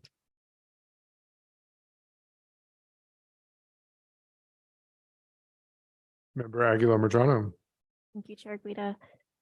In case number 2023-006851 at 1677 Cerro Gordo Road, I move to approve the application as submitted, finding that it complies with all standards of the historic East Side District. Second. Seconds. Okay, I think we have and if to the makers of the motion, can we just clarify that there is no need for a height exception? Yes, if we can have noted that there is no need for height exception and that the applicants, well, I guess architect have stated that the stucco color, the window color, and the wood accent colors will match the existing primary residence. Thank you for that. That's agreeable to the seconder of the motion.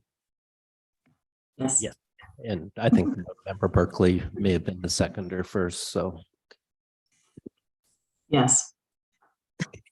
Thank you, Member Berkeley. Okay, we have a motion and a second, and we need a roll call vote. Member Bienvenu, Yes. Member Berkeley, Yes. Member Aguilar Medrano. Yes. The motion has been approved. Thank you. Good luck with your project. Okay, case number 7. This is 1233 Cerro Gordo Road, also in the downtown East Side Historic District. Lanny, this is your case.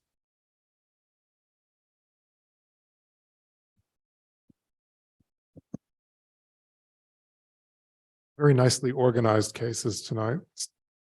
Staff. Thank you. Mr. Chair, members of the board, this is case 2023-006852-HDRB for 1233 Cerro Gordo Road. The applicant is requesting publicly visible rooftop appurtenances, specifically roof-mounted solar array. 1233 Cerro Gordo is located to the west side of Cerro Gordo in a north-directed portion of the road and sits below the hill where the road is located. Staff recommends approval of the exception to section 14-5.2 D3 to install publicly visible solar panels, finding that all of the exception criteria have been met and that the application complies with section 14-5.2 D, general design standards for all historic districts, and section 14-5.2 E for downtown and east side historic district design standards. 1233 Cerro Gordo Road is a single family residence listed as non-contributing to the downtown and east side historic district. The two-story 1,980 square foot home is in a Spanish Pueblo revival style with some vernacular elements and sits below the Cerro Gordo grade on the north and west sides of the road. The county tax assessor records did indicate that the house was located on the property in 1967. However, aerial photography shows that the current structure was constructed between 1985 and 1987. In 2018, the HDRB approved an exception in case H18035 for the parapets on the house to be raised 2 feet for the full height of the structure to be at 20 feet 4 inches, where the maximum allowable height is generally 13 feet and 8 inches. as well as an addition that increased the home to the existing 1,980 square feet. This case also provided the approval of a 77 square foot portal and a 163 square foot trellis between the first and second floors. The remodel made the house more closely styled to the Spanish Pueblo revival style from its original mix of vernacular and Spanish Pueblo. The applicant is now proposing to install a publicly visible rooftop solar array on the second floor roof and on the top of the second floor trellis. An exception is requested for publicly visible rooftop appurtenances under section 14-5.2D3. The applicant did respond to the 3 criteria for an exception as is required, and staff agrees with the applicant's responses to the criteria. Staff notes that the character of this section of Cerro Gordo Road includes visible rooftop appurtenances due to the topography of the road. As the topography of Cerro Gordo Road does create a difficulty with many properties in the area to avoid visible rooftop appurtenances. The design and layout of the solar array minimizes as much possible the public visibility of the solar array. Also, the property is below grade and well shaded from the grade of the road, the vegetation, and varying heights of the structures, which limits the locations of viable solar collection. Staff recommends approval of the exception to section 14-5.2D3 to install publicly visible solar panels, finding that all of the exception criteria have been met and that the application complies with standards. Stand for questions. Excellent. Thank you, Lanny. Board members, questions for staff? If I may just point out something really quick, as this is an exception to design standards, this will have to be acted upon by the governing body. So in this particular case, the board will be making a recommendation for final approval at the city council. Thank you for clarifying that, Heather. Okay. Lanny, is your applicant here? Yes, he is. Just a moment.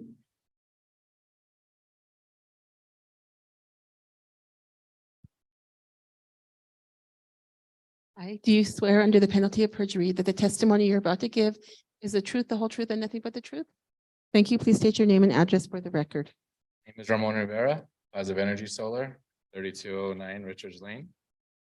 I'd like to thank Lanny for making a strong case for our proposed work. The only thing I'd like to add to it is we have changed our design from an upright orientation with our modules to a landscape orientation, dramatically decreasing the tilt angle to 10 degrees and 7 degrees when required. This is the plan, particularly over the pergola, where it would be most visible to the public. So that design adjustment was made for a 7-degree tilt. We have also want to draw the board's attention to previous approval we had received at 1572 Cerro Gordo Road for a carport construction as well as a PV photovoltaic array on the roof of that.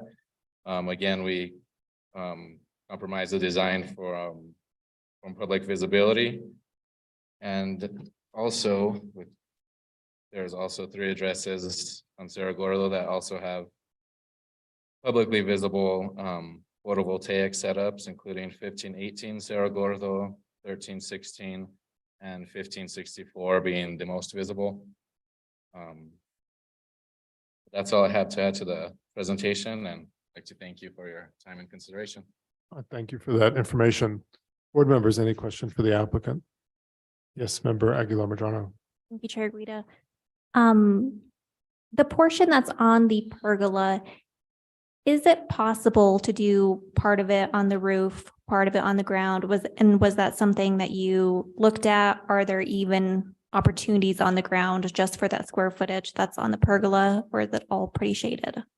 Yeah, due to the restrictions of the property and the shading analysis, the ground mount wasn't an option due to the production value. Okay, even for that smaller portion of it? Correct. Okay, thank you. Of course. Have the property owner here too. I don't know if they would be interested in speaking. Mr. Williams.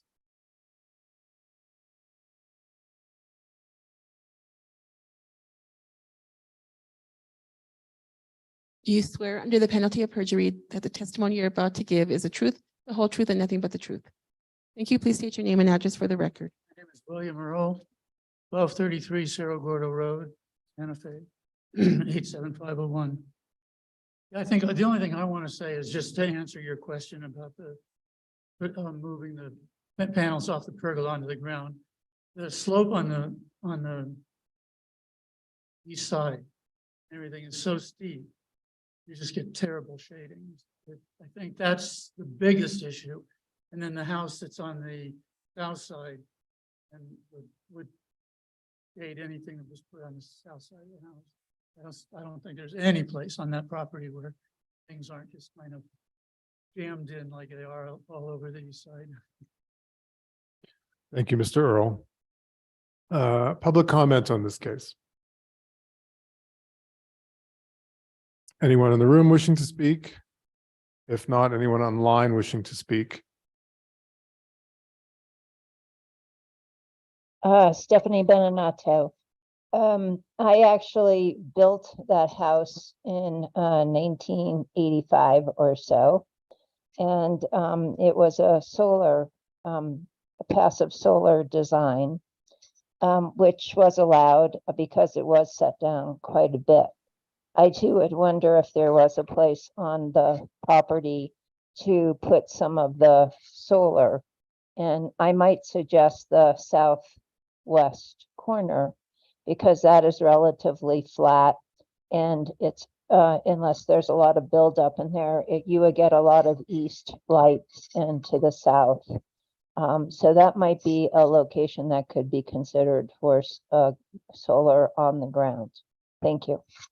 Thank you, Stephanie. Anyone else online wishing to speak? No, Chair Guida. Okay, back to the board for a motion, perhaps. Member Benvenu. Thank you, Chair Guida. Just a comment first. So I think the board is in complete agreement from my experience that, we are all in on supporting the city's goals and what should be the world's goals of converting to solar energy and don't want to inhibit that. On the other hand, of course, we do have a code and we are very protective of the historic areas. So those are the two, not necessarily competing interests, but interests that need to be balanced in these cases. And I would be concerned about precedents that are about, there are a lot of other publicly visible arrays in the area, so it would be okay here. In my view, it's very important that they be screened, which is what the code anticipates. And I think it is important for protecting an historic district that these arrays be screened. In this particular case, however, I have no problem accepting that this particular property's configuration and the efforts that the applicant and the company they're working with have made to look at every possible option for providing the solar energy that this property needs, and that this is the only solution they came to that would be practical, I think is established by the record. And I think that they've done a nice job of minimizing any view of the array from the public. There are a few very, very narrow areas where it can be viewed, but I don't think it will be noticeable. So I'm just bringing that up to really emphasize that in my mind, this is the fact that we're granting the exceptions is specifically because of the constraints of the property and the record being established that there really aren't alternatives to this. And in addition, the visibility has been tremendously minimized. So for all those reasons, I'll go ahead and make a motion unless there's further discussion. Case number 2023-006852 HDRB at 1233 Cerro Gordo Road. I move that findings be entered by the board that in the board's view, all the exception criteria have been met for the reasons set forth by the applicant and by staff in the staff report, and that the board finds that the project should be approved as submitted, and therefore on that basis recommends to the city council that the city council enter findings that the exception criteria have been met and that the project should be approved. Thank you, John. Do we have a second? Aguilar Madrano will second. Roll call vote, please. Member Berkeley, Yes. Member Aguilar Madrano, Yes. Member Bienvenu. Yes. The motion has been approved. Thank you. Good luck with your project. Next case, 1014.5 Canyon Road. This is Ramon's case.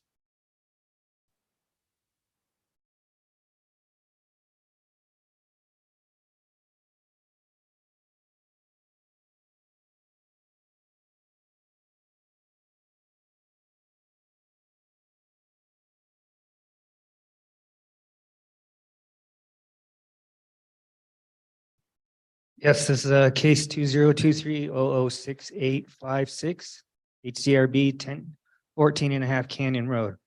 It's in the downtown East Side Historic District, and its current status is non-contributing.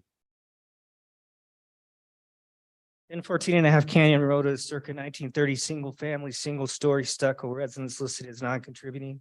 The building appears to have been in rectangular blocks by the 1950s and remained in that layout until about 1978, when an addition was placed on the northeast corner, altering the structure to have a southeast orientation. The south facade appears to have original window presentations, which we'll take a look at, including a bank of wood casement windows. A non-historic ramada also sits on this facade. I think it's quickest just to go ahead and take a look around the building from here. This is the location, so it sits at the end of a private drive, well off of Canyon Road, and is not visible from Canyon Road. In fact, we got trying to find this today. Sorry about that. We went down the wrong 1014 Canyon. So there it sits. Here's an aerial of the site. So you can see that portion that's to the north is up. The pyramided portion that is in the northeast corner, that's the 78 bedroom in addition that altered the orientation of the building. Here's, we can take a look at this floor plan that shows you exactly that.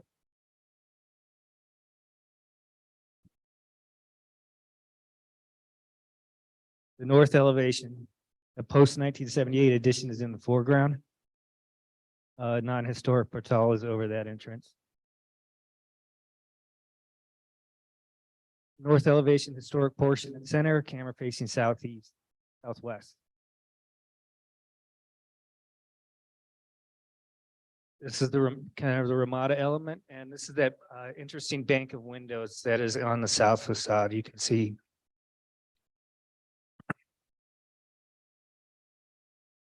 This shows you the post 78 addition. You can see where the parapet steps up.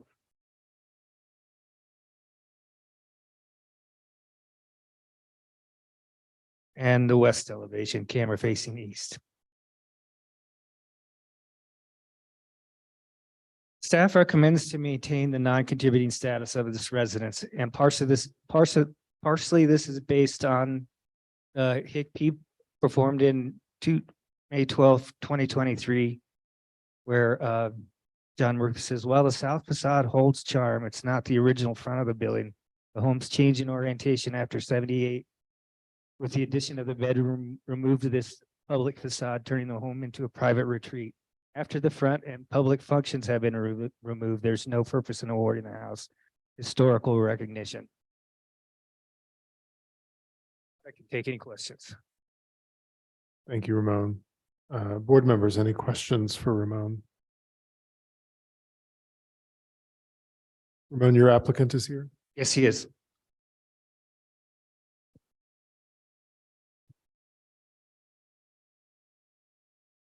You swear under the penalty of perjury that the testimony you're about to give is the truth, the whole truth, and nothing but the truth. You, Craig Hoops, 333 Montezuma. Hi, Craig. Hi. Do you have anything to add to Ramon's presentation? Do you agree with his recommendations? I do agree with the recommendation. It is so far up Canyon Road, so it's not to be visible, and what is visible from the driveway is a modern addition. So there is really no historic. Can I ask you to speak into the mic? There's no historic fabric left that is visible to the. Thank you. Board members, questions for the applicant? All right, we'll take that then to public comment. Anybody in the room wishing to speak on this case? Anyone online? No, wishing- Chair Guida. Thank you, Heather. Back to the board for a motion.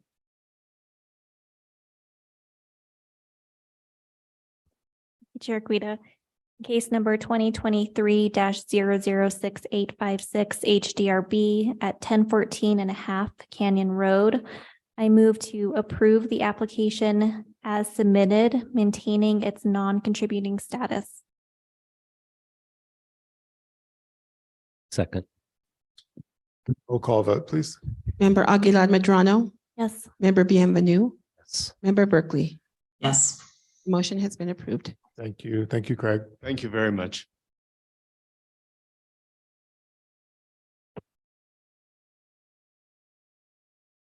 Okay, next case is for Plaza Fatima. Ramon, this is also your case. Popular guy tonight. Yeah.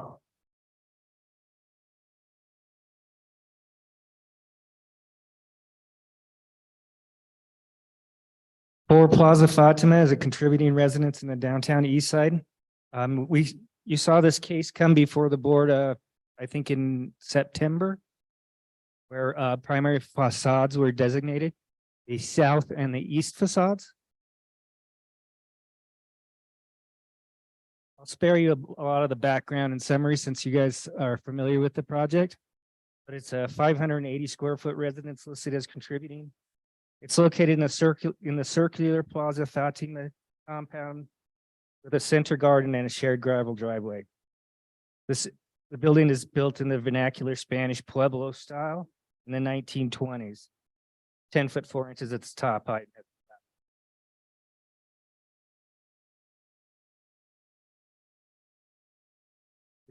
The main issue with this house now is the south facade that was considered primary has significant structural issues.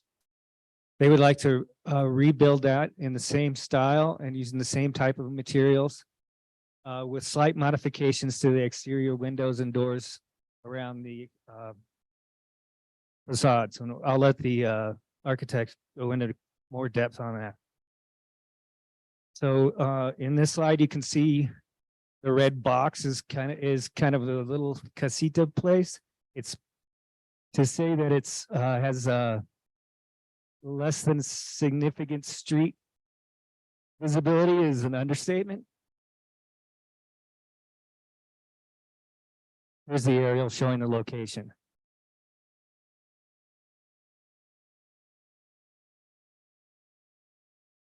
Aerial photo. So the existing and the proposed site plans are essentially identical. They are identical. This is the existing floor plan, it should say, on your left, and the proposed floor plan on your right. Note that the north arrow is facing to the left.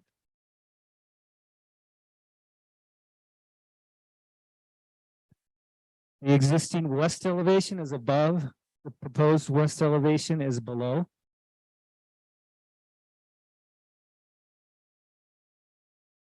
The east existing elevation is above. The east elevation proposed is below. I'll note that the lower portion of the casita is essentially hidden by like a 6 foot high yard wall.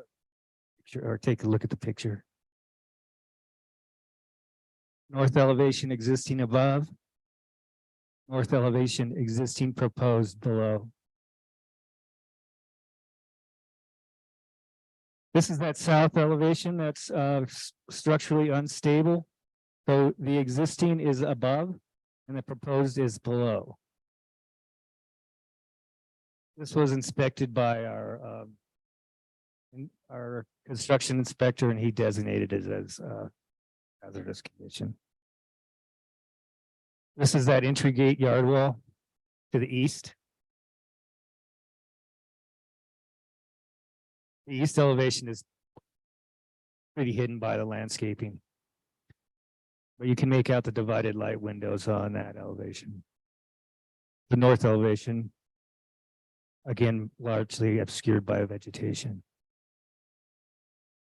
And this is a photo of that south elevation where they're proposing to rebuild that.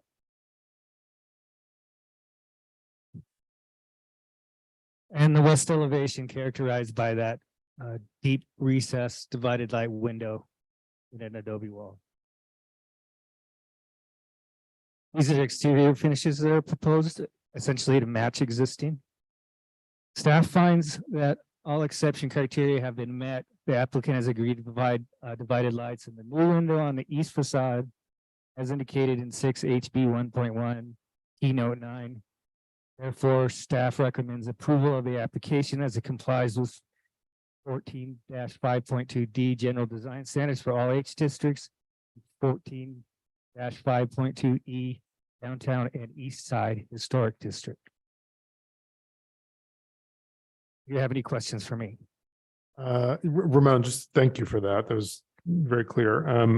Just to be clear, the project, what's before the board tonight is the window replacement, door and window replacement and changes.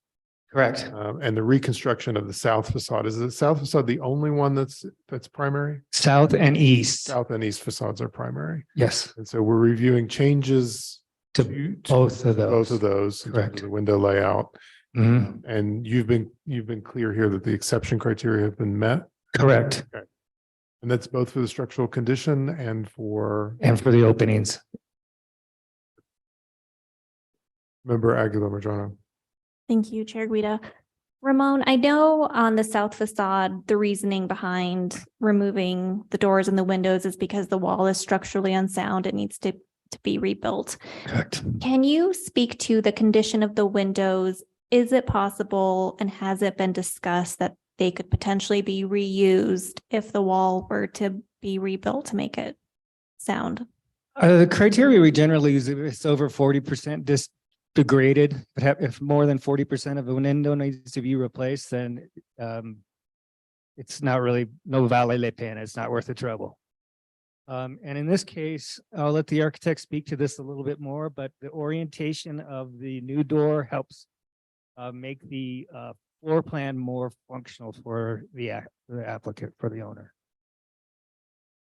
Having the French doors rather than the single door? Yeah, let's go back there. We could take a look at the plan.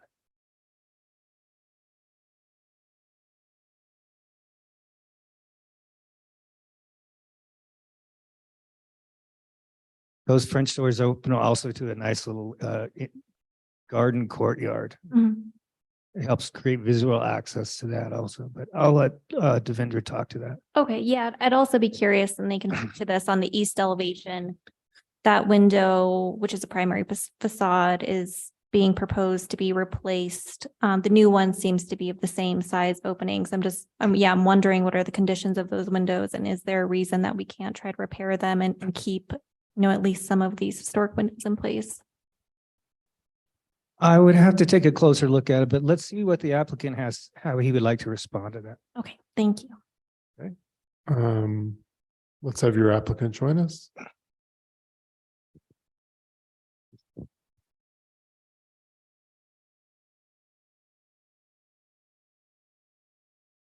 Do you swear under the penalty of perjury that the testimony you're about to give is the truth, the whole truth, and nothing but the truth? I do. Thank you. Please state your name and address for the record. Vendor contractor, 924 Shoefly Street, Santa Fe. Mexico. Hi, Devendra. Thank you for this opportunity to present this project. It's the project's actually for some very dear friends that I've known most of my life. This is a small casita that's has been part of their family. The south wall is falling apart. We're trying to preserve the massing, build in adobe, provide more light, and it's a very small casita. The reason why we're adding those French doors is so that the outdoor patio becomes part of the indoor space, creating an outdoor room. We're really just trying to bring some light and beauty into the casita.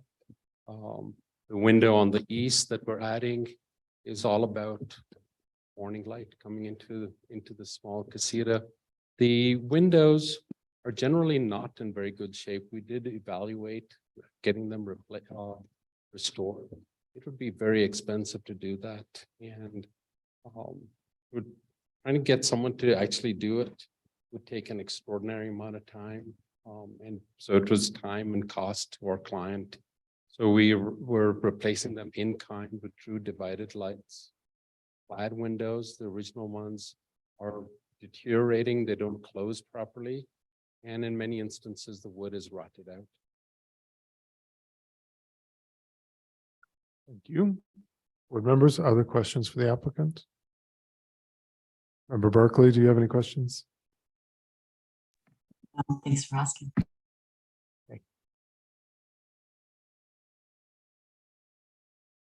Member Benvenu. Thank you. I guess didn't review this part of the packet carefully enough because I'm a little confused about exactly what is before us. So maybe Ramon, if you don't mind walking me through it. I think everyone else seems to understand it except for me, but what exactly are the changes that are triggering a requirement for exception criteria? That would be the changes to the primary facades, the east and the south. The openings for the north and west remain essentially the same. As Ravindra explained, they would like to replace that with in-kind wood true divided light windows. Okay, so just take me through each one of those two facades. And again, I'm focused on what exception criteria we need to be addressing here. So on the east and then the south. I believe I have responses to the exception criteria included in your packet. I know that you do, but I'm wondering more, what are the exact changes you're addressing? Well, it's the demolition and the reconfiguration of this primary south facade. Okay, so the demolition, and are we addressing demolition standards? Or are we just addressing alteration of a primary facade? I guess it would be alteration, but because we have a letter from our building inspector that it's structurally unsound, now we could add that in. Okay. Okay, so we have a demolition issue, which is on one facade, and the other facade, the reason the exception criteria are necessary to be met is why? Is because they were replacing the window to the north you see that 4-bay window, and they'd like to add that window that's to the south, the morning light window that Devendra was describing. Mm-hmm. Okay, and the one they're replacing is historic. Yes. And so don't we normally require a window assessment? Yes. Did you perform that, Devendra? Did you say that? I didn't understand there was one. I haven't seen one in the packet. I can't say if a window assessment was done, but early conversations that we had, it was Angela who was a previous police officer on this. We took a look at those windows. The directions we were given was to evaluate whether it was feasible to repair them or not. We did do that study. It was going to be quite expensive to actually restore that window. So we're proposing a replacement of that window. Okay, sure, I understand, but Ramon, it's true, isn't it, that normally staff requires a window assessment rather than just a declaration that it would be expensive. Yes, that's correct. And Angela did take this case through originally when we did designate the primary facades. So I, to tell you the truth, did not take a real close look at that east facade, the condition of that window. But I can tell you that the south facade, those windows are not really repairable. They're in very bad shape. Heather has a comment. Hi, thank you. So Chair Kawita and Member Bienvenue, I was present for that designation when the H board did designate the facades and review the status at that time. There was no concern raised by the applicant about the condition of that south elevation. It does face a courtyard, and you know, at that time also, I recall in conversations with Angela that for something to be changed, then it would require an assessment, a window assessment. So, and that historic fabric was considered character defining feature. In addition to the historic fabric identified on that other facade, I forgot at which elevation, but that one that was just designated as primary, those two components were, you know, character defining historic fabric in that particular case. So as to request a change, not only based on just a visual assessment, not a professional assessment, would be something that would be of consideration. And the other question I had is the entire wall going to be demolished, or just a little additional information on whether to consider this demolition or not, how much of it is being taken down is an important thing to consider.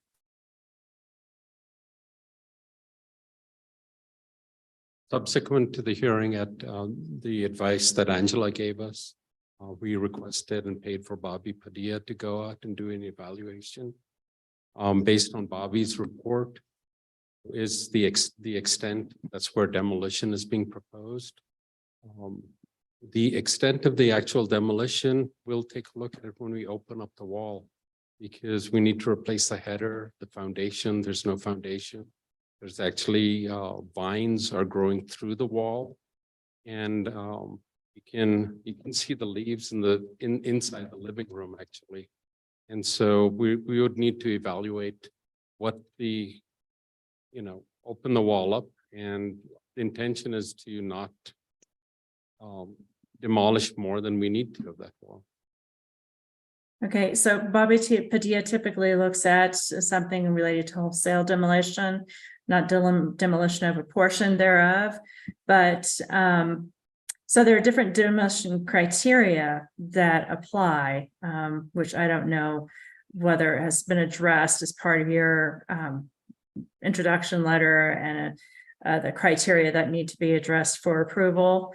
So at this point, in the opinion of staff, it doesn't seem like it would be that wholesale demolition, but just a reconstruction of a portion of the facade. But I certainly will defer to the board to determine whether those demolition criteria do apply. Heather, if I may ask for clarification from you, I guess that's I have two concerns here. One, this kind of notion of demolition. I mean, in my experience, when we talk about demolition and meeting the criteria for demolition, we're talking about wholesale replacement, wholesale demolition of a building. And this, to me, is a repair situation, right? That, you know, we know that we have to remove historic material that's on our primary facade in order to perform the needed structural repair. And so, to me, that falls under this consideration of removal of historic material, not building demolition. Yes, that's correct. Yes, Chair Guida, that's what I intended on saying, is just to understand that it's not actually demolition as typically is defined by this board, but it is, you know, removal of material in order to repair. Right. Yes. And, you know, all alteration projects, you know, involve demolition of some sort, whether we're removing a light fixture or a window. You know, demolition per the code is about building demolition. So this is replacement of historic material per the code section that Ramon cited in his report. And I feel comfortable with that.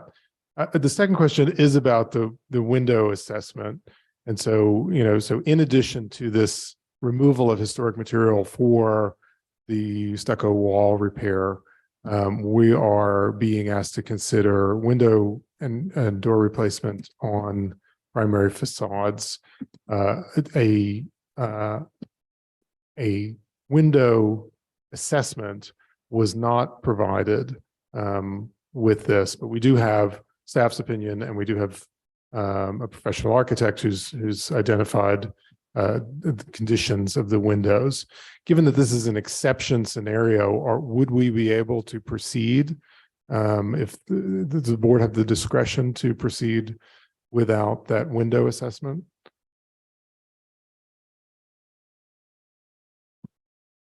So it's in the code is not very specific about who does assessing. So I would imagine somebody who has the design know-how, and certainly that's one of the reasons we have design professionals on the board as well.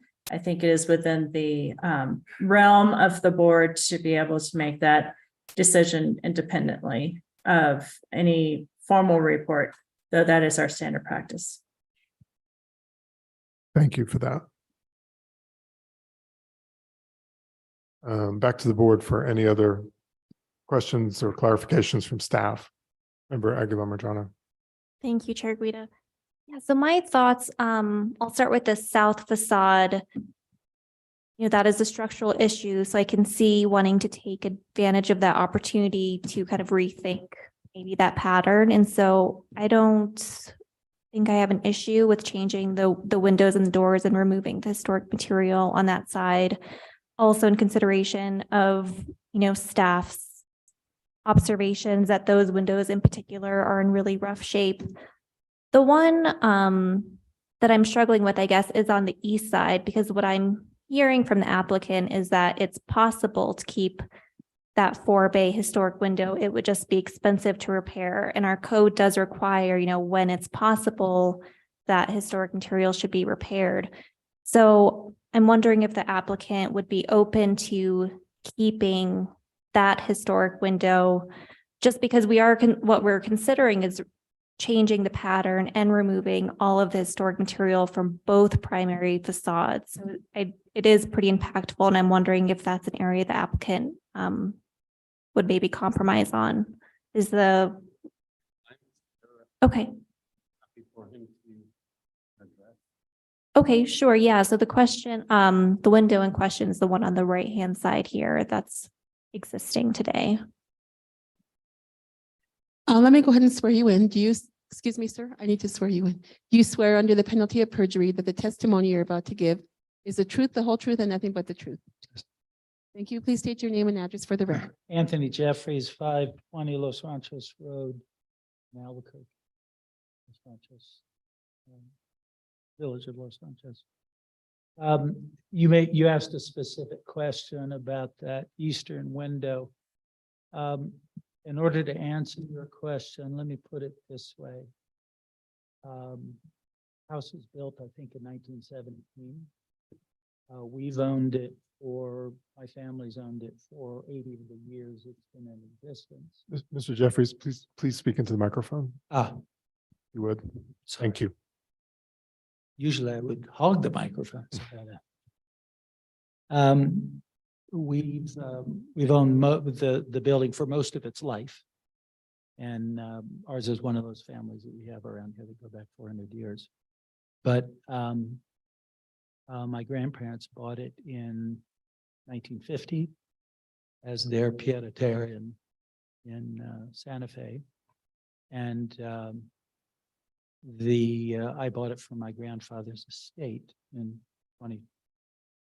2000.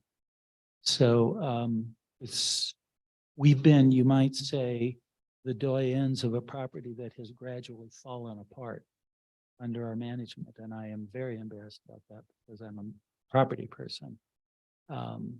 I have such allegiance to my grandparents, who were really remarkable people. My grandfather was an Adobe contractor. My grandmother was a professor at the university. Anyway, I let it sit. I wanted it their way, no matter what. I wanted it their way. I didn't move the sides out the drawer almost. And I wasn't paying attention sufficiently. And the house was just crumbling. So that south wall is just got to go. It's, I mean, when you find grass growing in from outside, it's just got to go. And the window there is just a complete mess, leaks, air and dirt, bugs, and everything else. So does that east window. They're all so old that the wood itself is not really recoverable. It's just dried out, chewed up, and we can't completely close it. You know, it's all those sorts of reasons. It's also single pane. It's also leaks like a sieve.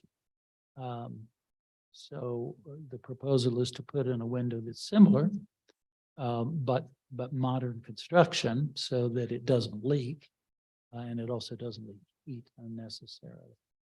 I will let you know that we as a family have a absolute commitment to retaining historical properties. I have a large property in the North Valley of Albuquerque with 3 homes from 1875, 1950.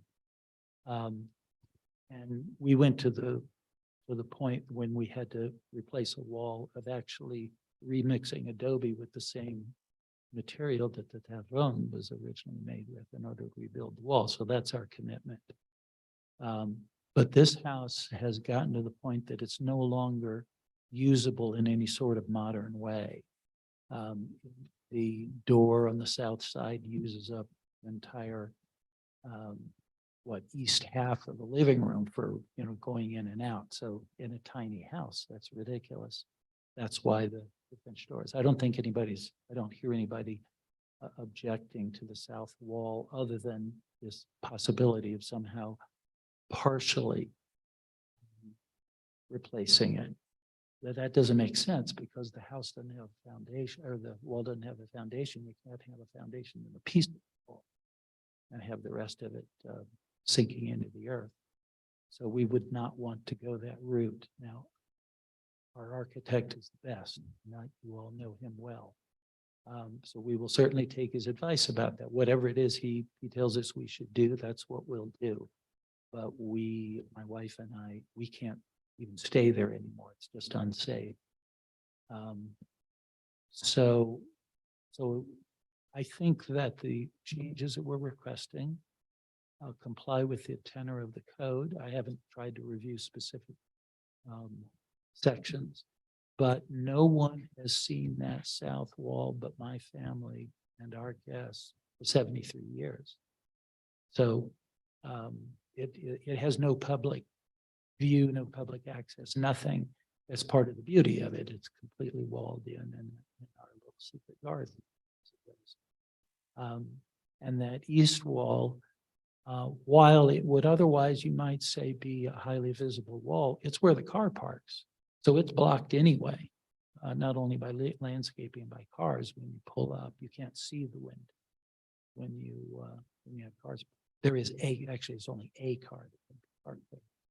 So I think that in the competition between historicity and the usefulness of the house, and a tiny house, that window needs to be upgraded in the sense that it is not leaking, it's double pane, it's usable, you can actually open and close it.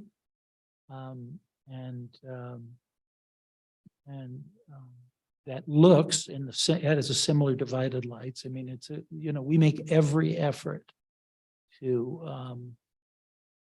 maintain the look and the feel of historic properties. It's our commitment. We would be on your team. So I think that you would agree that if you went and saw the house and you saw the windows and you said, oh my gosh, why have you been living in this way? Yeah, I did go on the site visit when we heard it for a status review last time. I wasn't able to go today. But just to make sure I understand correct, if the board decided that we wanted a window report prior to approving these, seems like that would be your preferred route rather than, for example, agreeing to keep this east window tonight. Is that? Oh, we don't want to keep that window. That window is just unusable. Okay. So, you'd have to just pull the thing out and put in some custom window in there if you're trying to match it, wood piece for wood piece, but that I don't think is the point. It's to maintain the style. So that's what we're doing. So I'm sorry, I didn't answer your question. I hate to put off your approval because this has been going on since David approved the east wall as the sole primary facade in 2013. All of our plans have relied on that. That was the board's determination back then. Now it's adding the south wall. But my request would be that the window replacement be approved because we're not asking to make it some different style. It's the same style. It's just useful. Mr. Jeffries, thank you for the background. Back to the board. Any other questions for the applicant? Okay, I will take this to public comment. Anyone wishing to speak on this case? Anyone online wishing to speak on this case?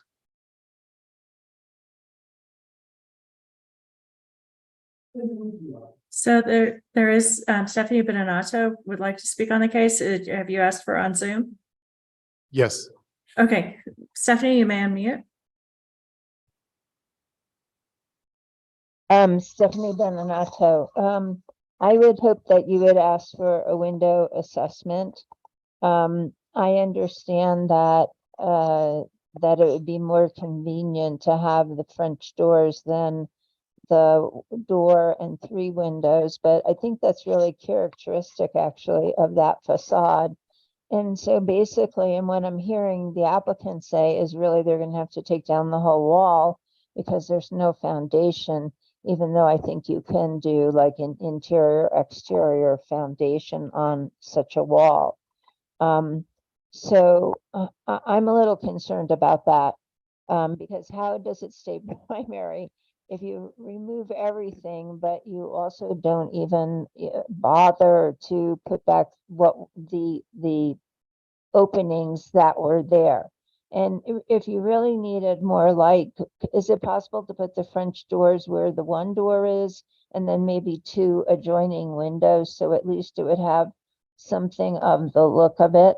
And again, if you change the other facade as well, the other primary facade, and allow that to be changed, I don't know if the house wouldn't lose its contributing status because you're allowing significant changes on 2 primary facades. And I think that's what you really need to be looking at here. Thank you. Thank you, Stephanie. Any further comments from the public, Heather, online? No, Chair Guida. Thank you, Heather. Back to the board for discussion and or motion.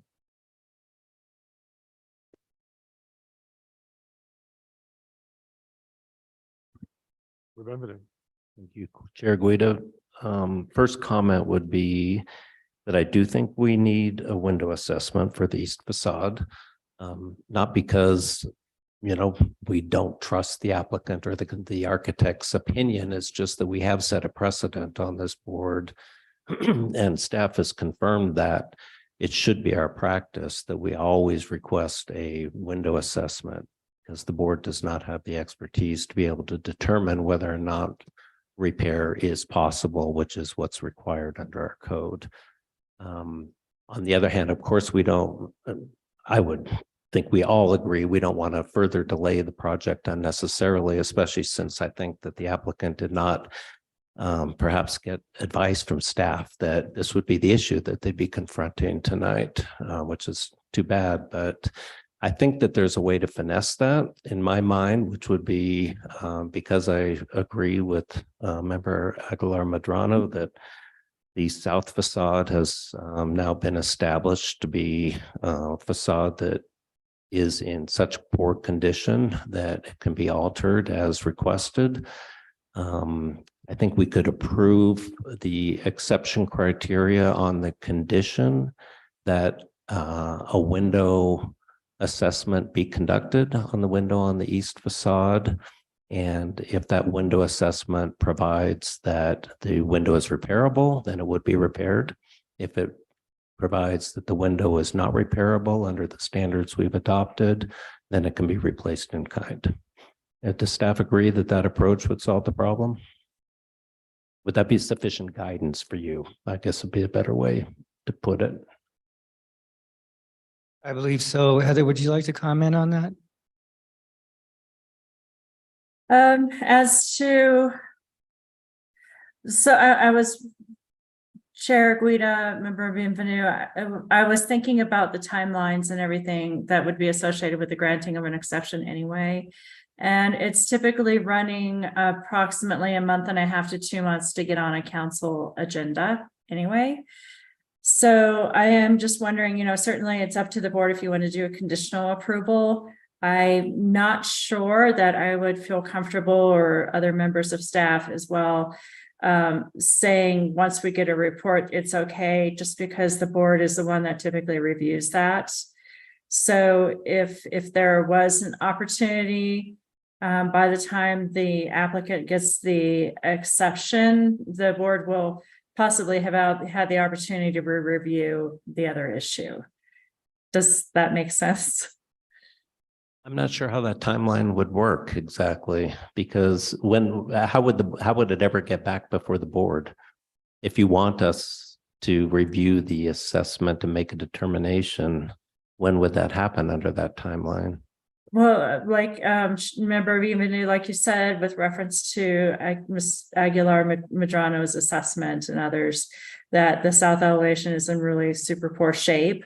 That could be the condition of approval, that exception be recommended to the city council. And then another condition of approval would be a window assessment to be re-reviewed independently of this. So once there's a council approval, it would just be one minor step of coming back to the board to get a final approval. If I may, John, your suggestion was that the window assessment be done just on the east window. Yes. Correct. Yeah. So Heather, in the interest of kind of moving this along, if we are going to condition it, I would, and I'm assuming Member Bienvenue is thinking this, that the window assessment could be provided within the month and a half that it takes for this recommendation to go to council. And it's a simple if-then kind of scenario where we say, if the window assessment comes back and says that these windows are salvageable, then the applicant repairs. If not, then the as submitted replacement is approved by the board. Okay, certainly that's. I would certainly trust staff to make that decision rather than inconvenience the applicant to come back to the board. Right. That's what I was suggesting, but I think Heather, you were saying you didn't feel necessarily comfortable having the staff make that determination, but it seems to me it's a fairly objective standard, not that much different than you reviewing revised plans to see if they're consistent with the board's determination, which we ask for frequently. That we would essentially be saying, if the report says that in the opinion of the expert, they are not repairable, then you could approve in-kind replacements.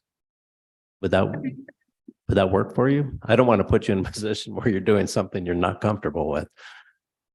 Thank you, Member Bienvenue and Chair Guida, for your confidence in staff.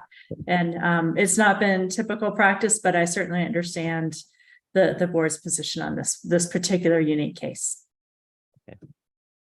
Okay, well, let me try and craft that into a motion then, unless there's further discussion. If I may, Sure. the way I read the code, is that if you're imposing a condition, say for example, on the condition that that a window assessment conclude that the window is not repairable. You can only do that if you approve the project. So the project can be approved with the condition that. Right. But if you deny the project, there's nothing that says it's denied unless. So to be consistent with code, I would recommend approval on the condition that a window assessment shows the window is beyond repair. Does that make sense? Well, I was hoping that we could include the alternative that if so that we don't have to have this come back before us, which is if the window assessment says that it is repairable, then I think needs to the be repaired. if I'm not Is that just wrong. implied? No, well, I think the alternative is simply a staff approval, right? They're like, you approve, repairs all the time without, these don't have to come to the board. Okay. Yes, Chair Dragita, that's correct. Okay. I understand. make sense? That makes sense. Okay. Yeah, sure. Okay, so case 2023-006858 HDRB for Plaza Fatima. Let's see, I move that the board adopts staff's finding that all exception criteria have been met with respect to the requested changes to the south and east facades on the condition that a window assessment by a qualified window assessor is provided to staff demonstrating that the window specifically on the east side is not repairable. And that the project otherwise be approved and that recommendation be made to the governing body that they act accordingly. Do we have a second? Aguilar Madrano will second.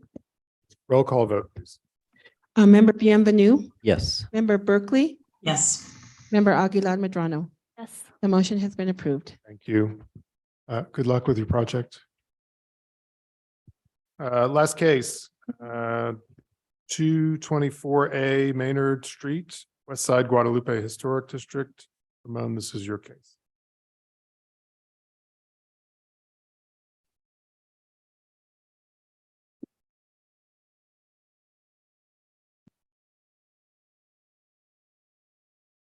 This is case 2023-006859 HDRB 224A Maynard. It's in the West Side Guadalupe Historic District. It's a new build. This is a large lot originally contained two separate buildings. The main structure frame Maynard collapsed about 20 years ago, leaving the back structure a small territorial style triplex with a sloped metal roof or tall. Recently, the lot was divided into two lots.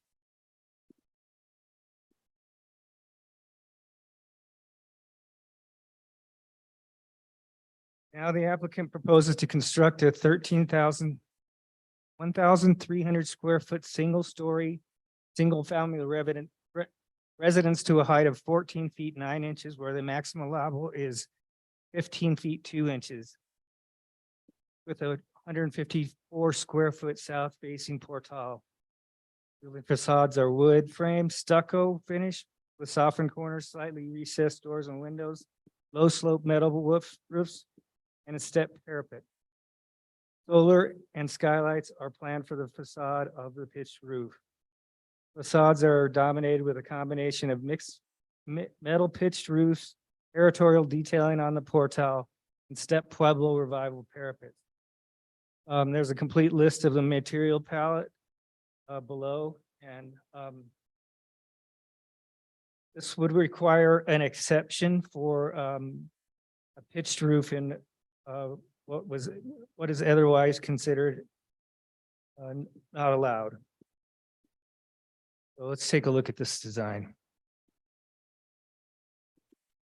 Here's the location. It's right where Don Felix T-bones into Maynard Street. The site plan and roof plan, site plans on top, roof plan below. Applicant proposes to make that the north portion of that lot a fire lane to get back to the triplex behind. The floor plan.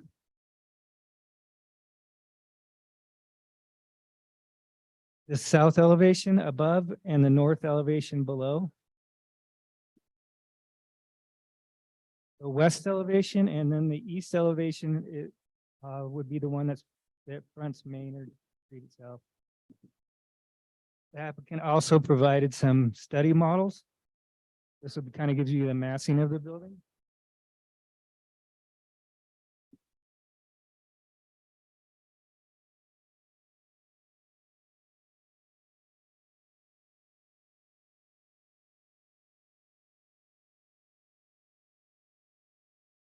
In your packet, you'll also find a design concept document that the applicant put together. Recommendation is that staff does not find all the exception criteria have been met, but the board may find that they have upon further testimony. In addition, the east street facing yard wall at 6 feet exceeds the maximum allowable height of 61 inches. The cottonwood color in previous discussions would require approval from the board, the cottonwood stucco color. The metal roofing shall have a matte finish. Otherwise, the application complies with 14-5.2D general design standards for all H districts and 14-5.2I West Side Guadalupe Historic District. With that, I'll take any questions. Member Benvenue. Thank you, Chair Guida. I'm just wondering if we have a disconnect here on which ordinance provision applies, because when I read I, subsection I, which is West Side Guadalupe Historic District, 1C, it says that buildings with flat gabled shed or hipped roofs can be designed as wall-dominated solutions and are allowed. And those are pitched roofs. So I'm not clear why an exception would be needed in this case. Under the general design criteria, and I don't have the reference right in front of me, but give me a second, maybe I can find it. It's if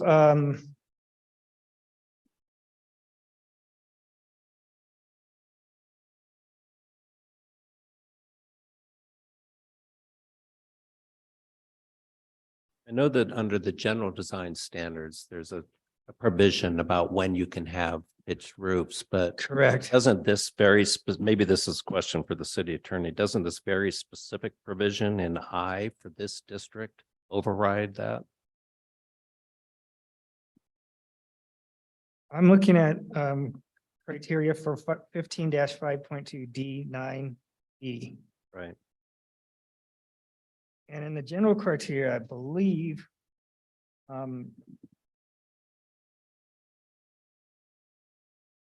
if over a certain percentage of the buildings in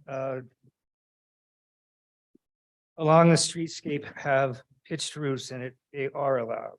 That's exactly. Right. So I definitely agree that that's the general rule. But then if you look at I-1C, that applies specifically to the West Side Guadalupe district, it specifically says that pitched roofs are allowed.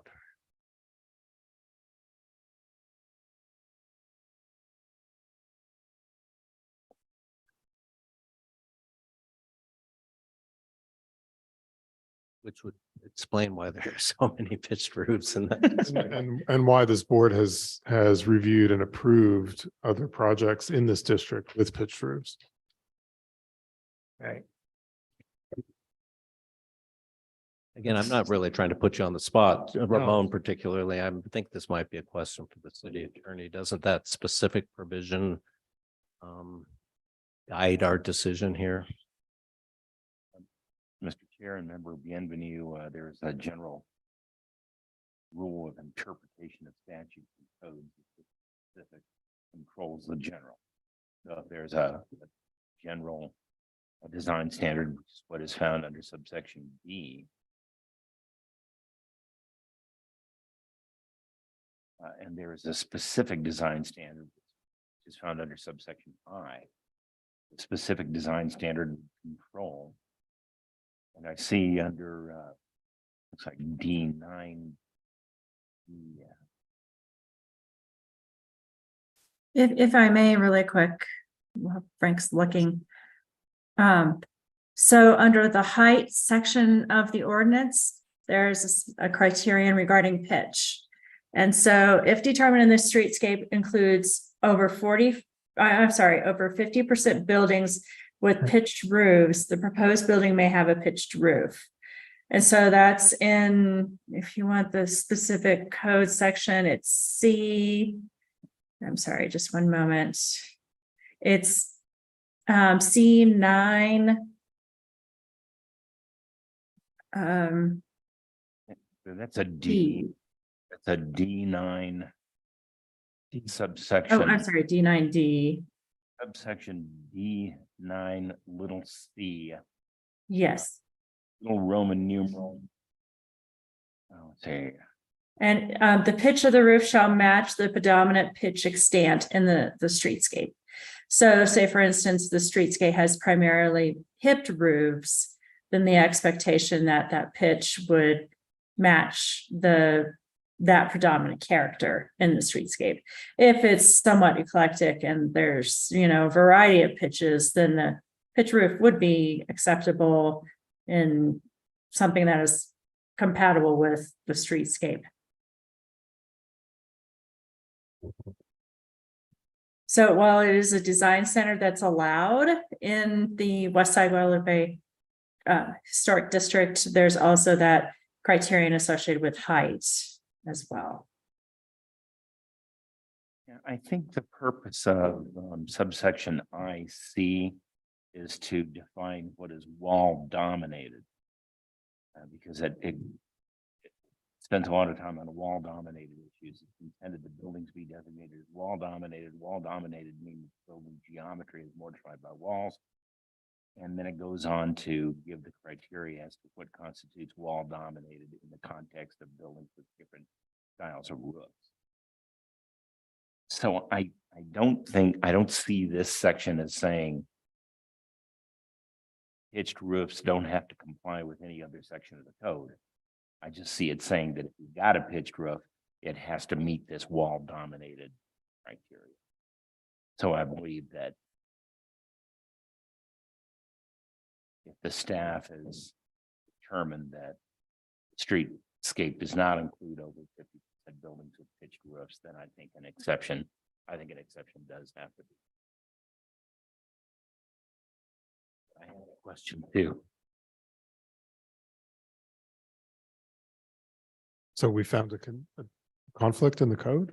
Well, it's not the first one we found.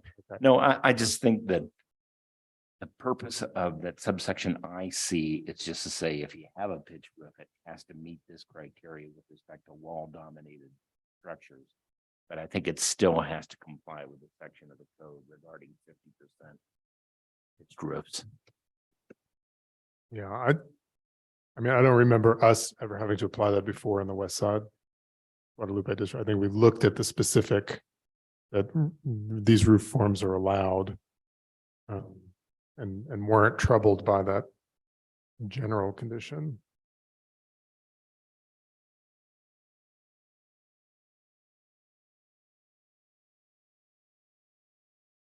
Okay, that's all I have We've for now. approved quite a lot of pitched roof houses in this district. Other members of the board with questions for staff? Ramon, is your applicant here?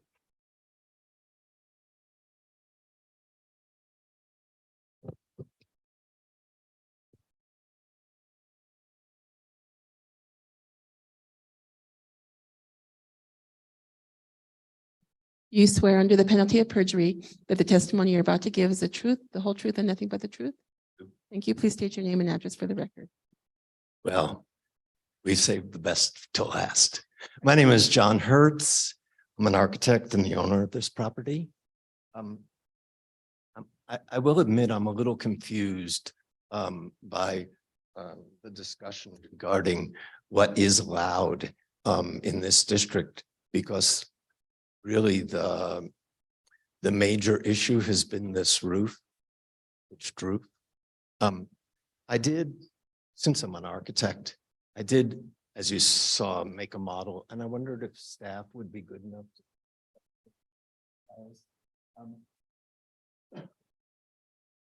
because while the building does have a pitched roof, I really did try to respond to the issue of a wall-dominated building, especially fronting the street. I moved to to Santa Fe 50 years ago, and I lived at 616 Don Felix, which is a half a block from this property. And although I've moved around a lot, I've always wanted to return to this neighborhood. And 4 years ago, I had the opportunity to buy this parcel. It's a large parcel. As mentioned by staff, the original building at the front collapsed, and I bought it because I wanted to build a new building on the front of it. So it's always been my desire these last 4 years. I spent the last 3 of them restoring the building. Look at the site to see that part of the property. So the site does have some constraints to it, because when I subdivided, I was forced to put in a fire lane that was 20 feet wide. And there's these 2 beautiful cherry trees that are probably, I don't know, 60, 80 years old that I wanted to preserve. So what I was left between the setbacks, the fire lane, and the trees I wanted to preserve was basically a T-shaped parcel. And I responded by making these intersecting roofs with a stepped facade that capped the end of the roof so that you wouldn't see it. If you stand on the lot and you look around, to the north of me is a building that has a sloped roof on it that was originally probably a flat roof and had leaks. To the east of me is this very suburban looking home that has, oh, maybe I could, is there a possibility of putting this? I don't know your technology.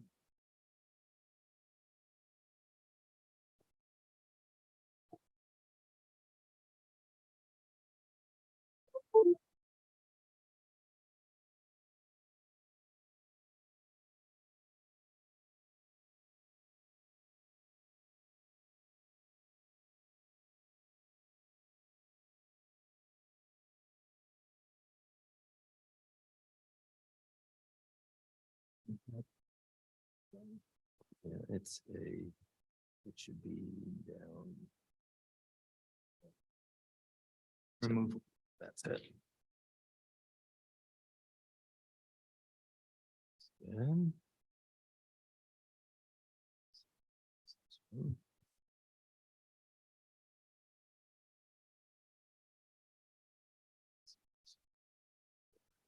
yes. Just project somewhere.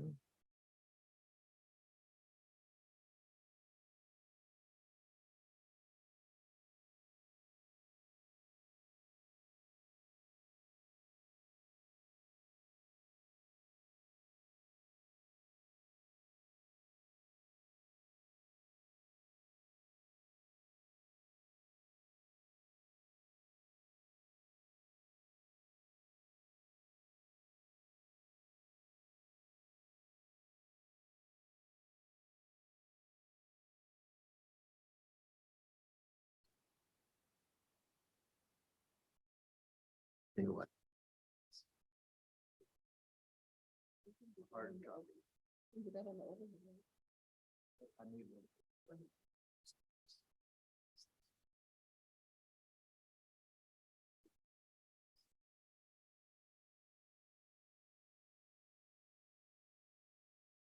Well,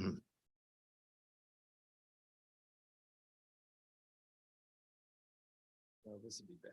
I'll just give them one.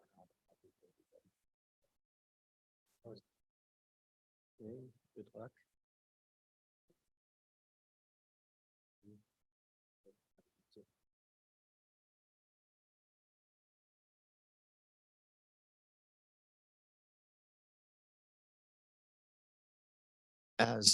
As was stated by staff, 40% of the buildings on my streetscape have sloped roofs. So this isn't an anomaly. I was surprised that I was required to write an exception for it, but I went ahead and did it.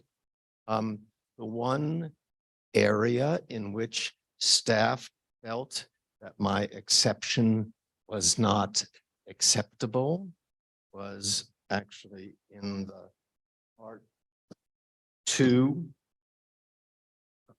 I guess I should ask before I go spend everybody's time on this. Am I required to get an exception or not?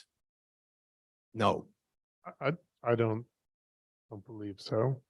All right. But you know, I will defer to land use staff, to Heather, on this issue. You know, my reading of the district standards has been very clear that the district standards would be the primary thing that we would consider here. They're more specific than the general district standards. But even in that, I would, you know, it clearly says, let me find it. Sorry. So it clearly says this is under I, West Side Guadalupe Historic District, I1 district standards, item C, roof form, slope, and shape. Slope is included in this provision. It is intended that buildings be designed to be wall dominated. Wall dominated means that the building's geometry is more defined by walls than roofs. Buildings with flat, gabled, shed, or hipped roofs can be designed as wall dominated solutions are allowed. The height of the roof above the wall shall be no greater than the height of the wall.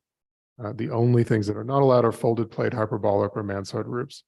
In my view, you know, the district standards allow for sloped roofs without condition other than that the roof height, and therefore its slope, which is specifically referenced in C, is not taller than the wall. This to me meets the district standard. This is a wall dominated building. We have parapets on the gable ends of the building that are stepped. We recognize that this is part of the district. We've approved numerous cases of sloped roof buildings, pitched roof buildings in this district without exception in the past. And so I see no reason for an exception for the roof.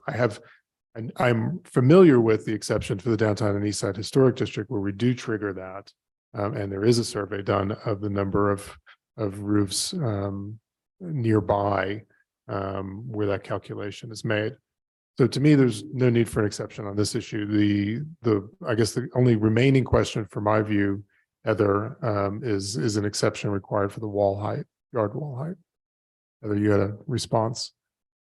There is no, in terms of the building itself, the building is lower than the maximum height. Yes, the building height, the wall height though was noted.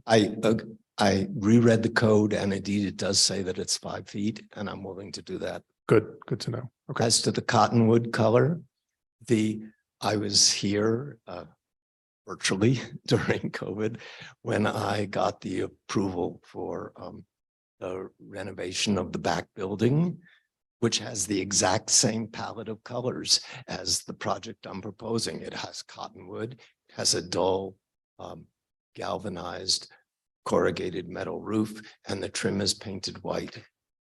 Good. And I'm proposing the same thing. Thank you, Mr. Hertz. I agree. It's at the discretion of the board to approve that color, and I think we could do that without an exception, of course. Heather, you had a point to make on this.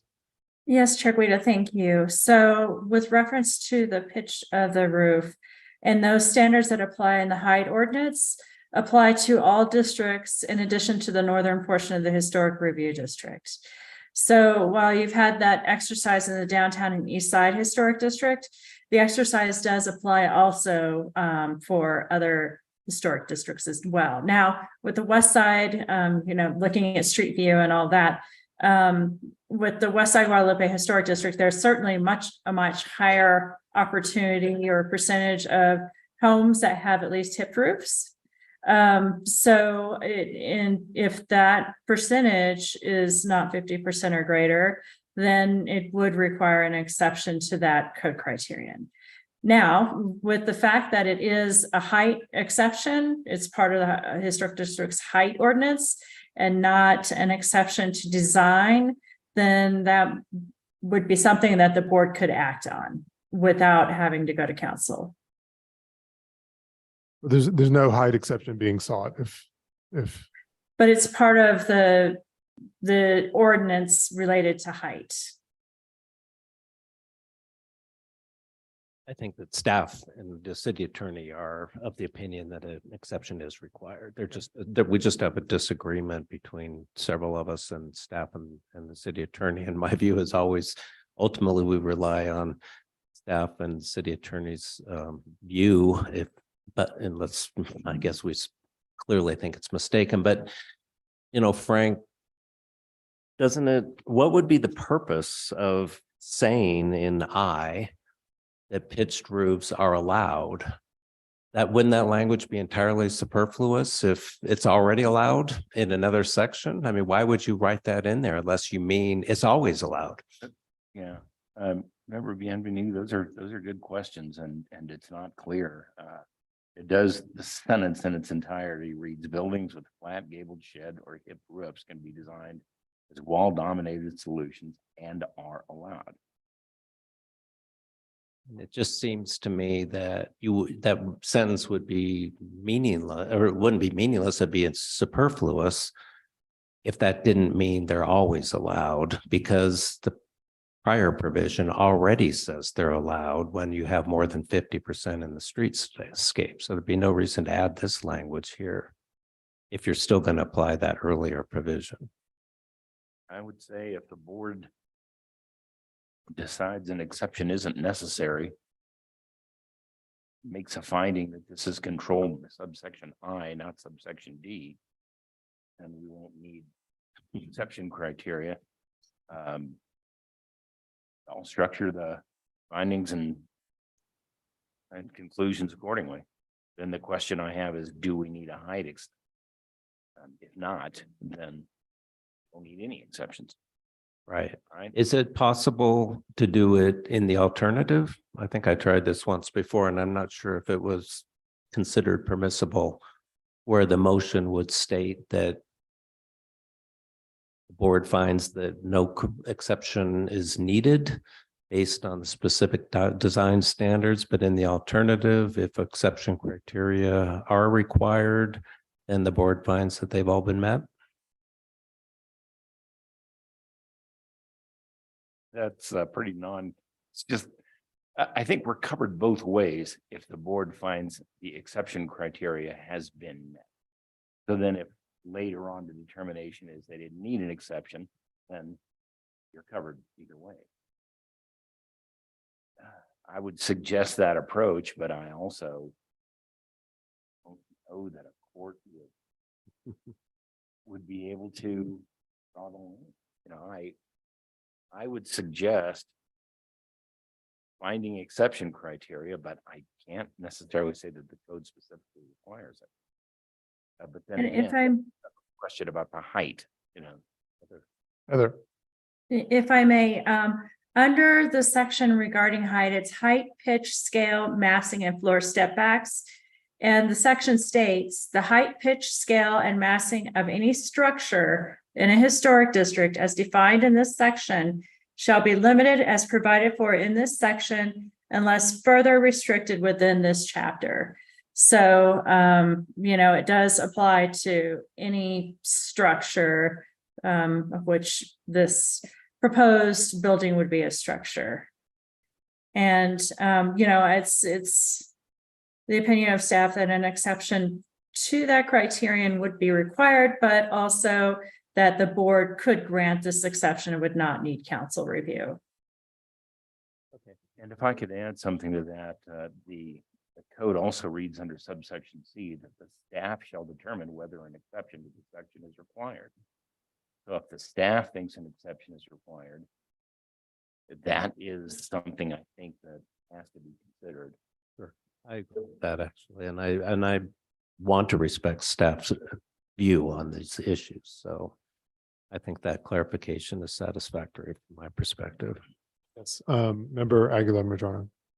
Thank you, Chair Guido. First, a really quick, easy question. Is the photo, or is the house at 224C, is that the cottonwood color that you're hoping to match? Okay, so that's the cottonwood. Okay, perfect. Along with my fellow board members, when I was reviewing this case over the weekend, I had the same interpretation of the code that the sloped roof was allowed. So I don't have any issue with the sloped roof.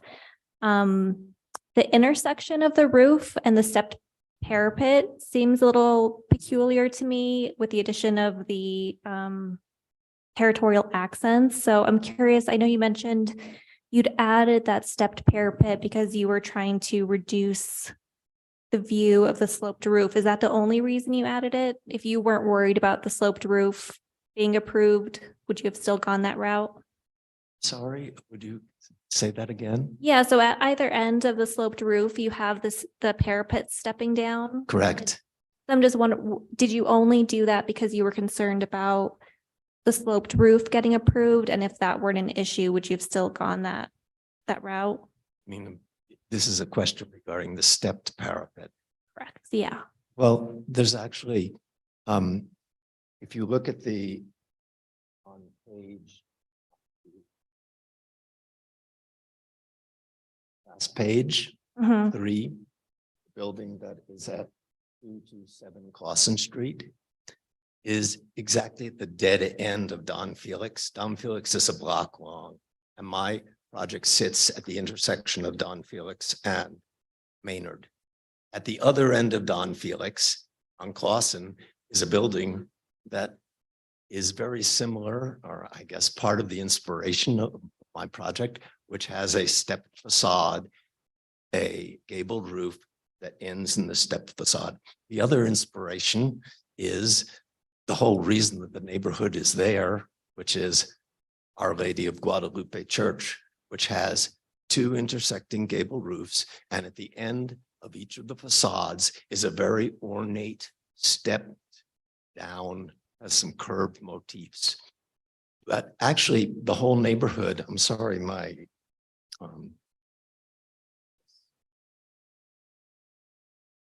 the whole neighborhood, if I could send this to you, is filled with step motifs. It's actually, I shouldn't say the whole neighborhood, but especially my streetscape. For example, if you look at 717 Don Felix, which is actually the corner house on the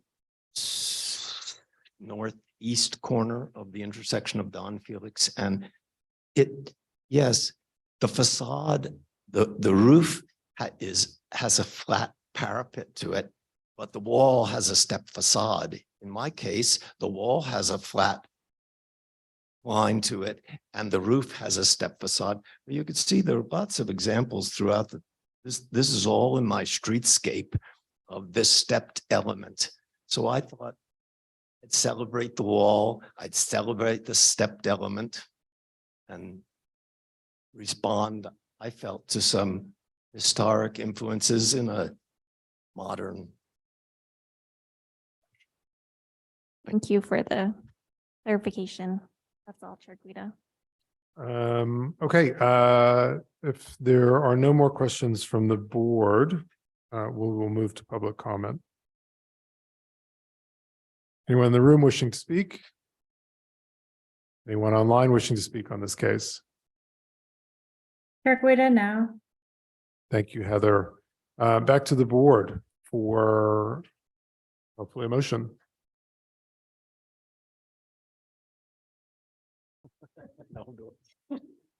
Sure. Thank you, Chair Guida. Good luck. 2023-006859 HDRB 224A Maynard Street. I move that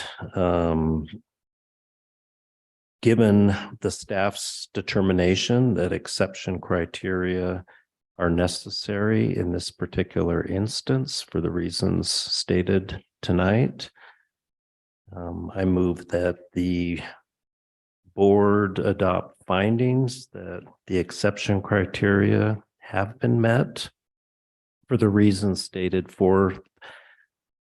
in the applicant's responses to the criteria, and that the project be approved, and that the cottonwood color be approved on the basis that it is the same color that was previously approved for the adjoining residents or the adjacent residents.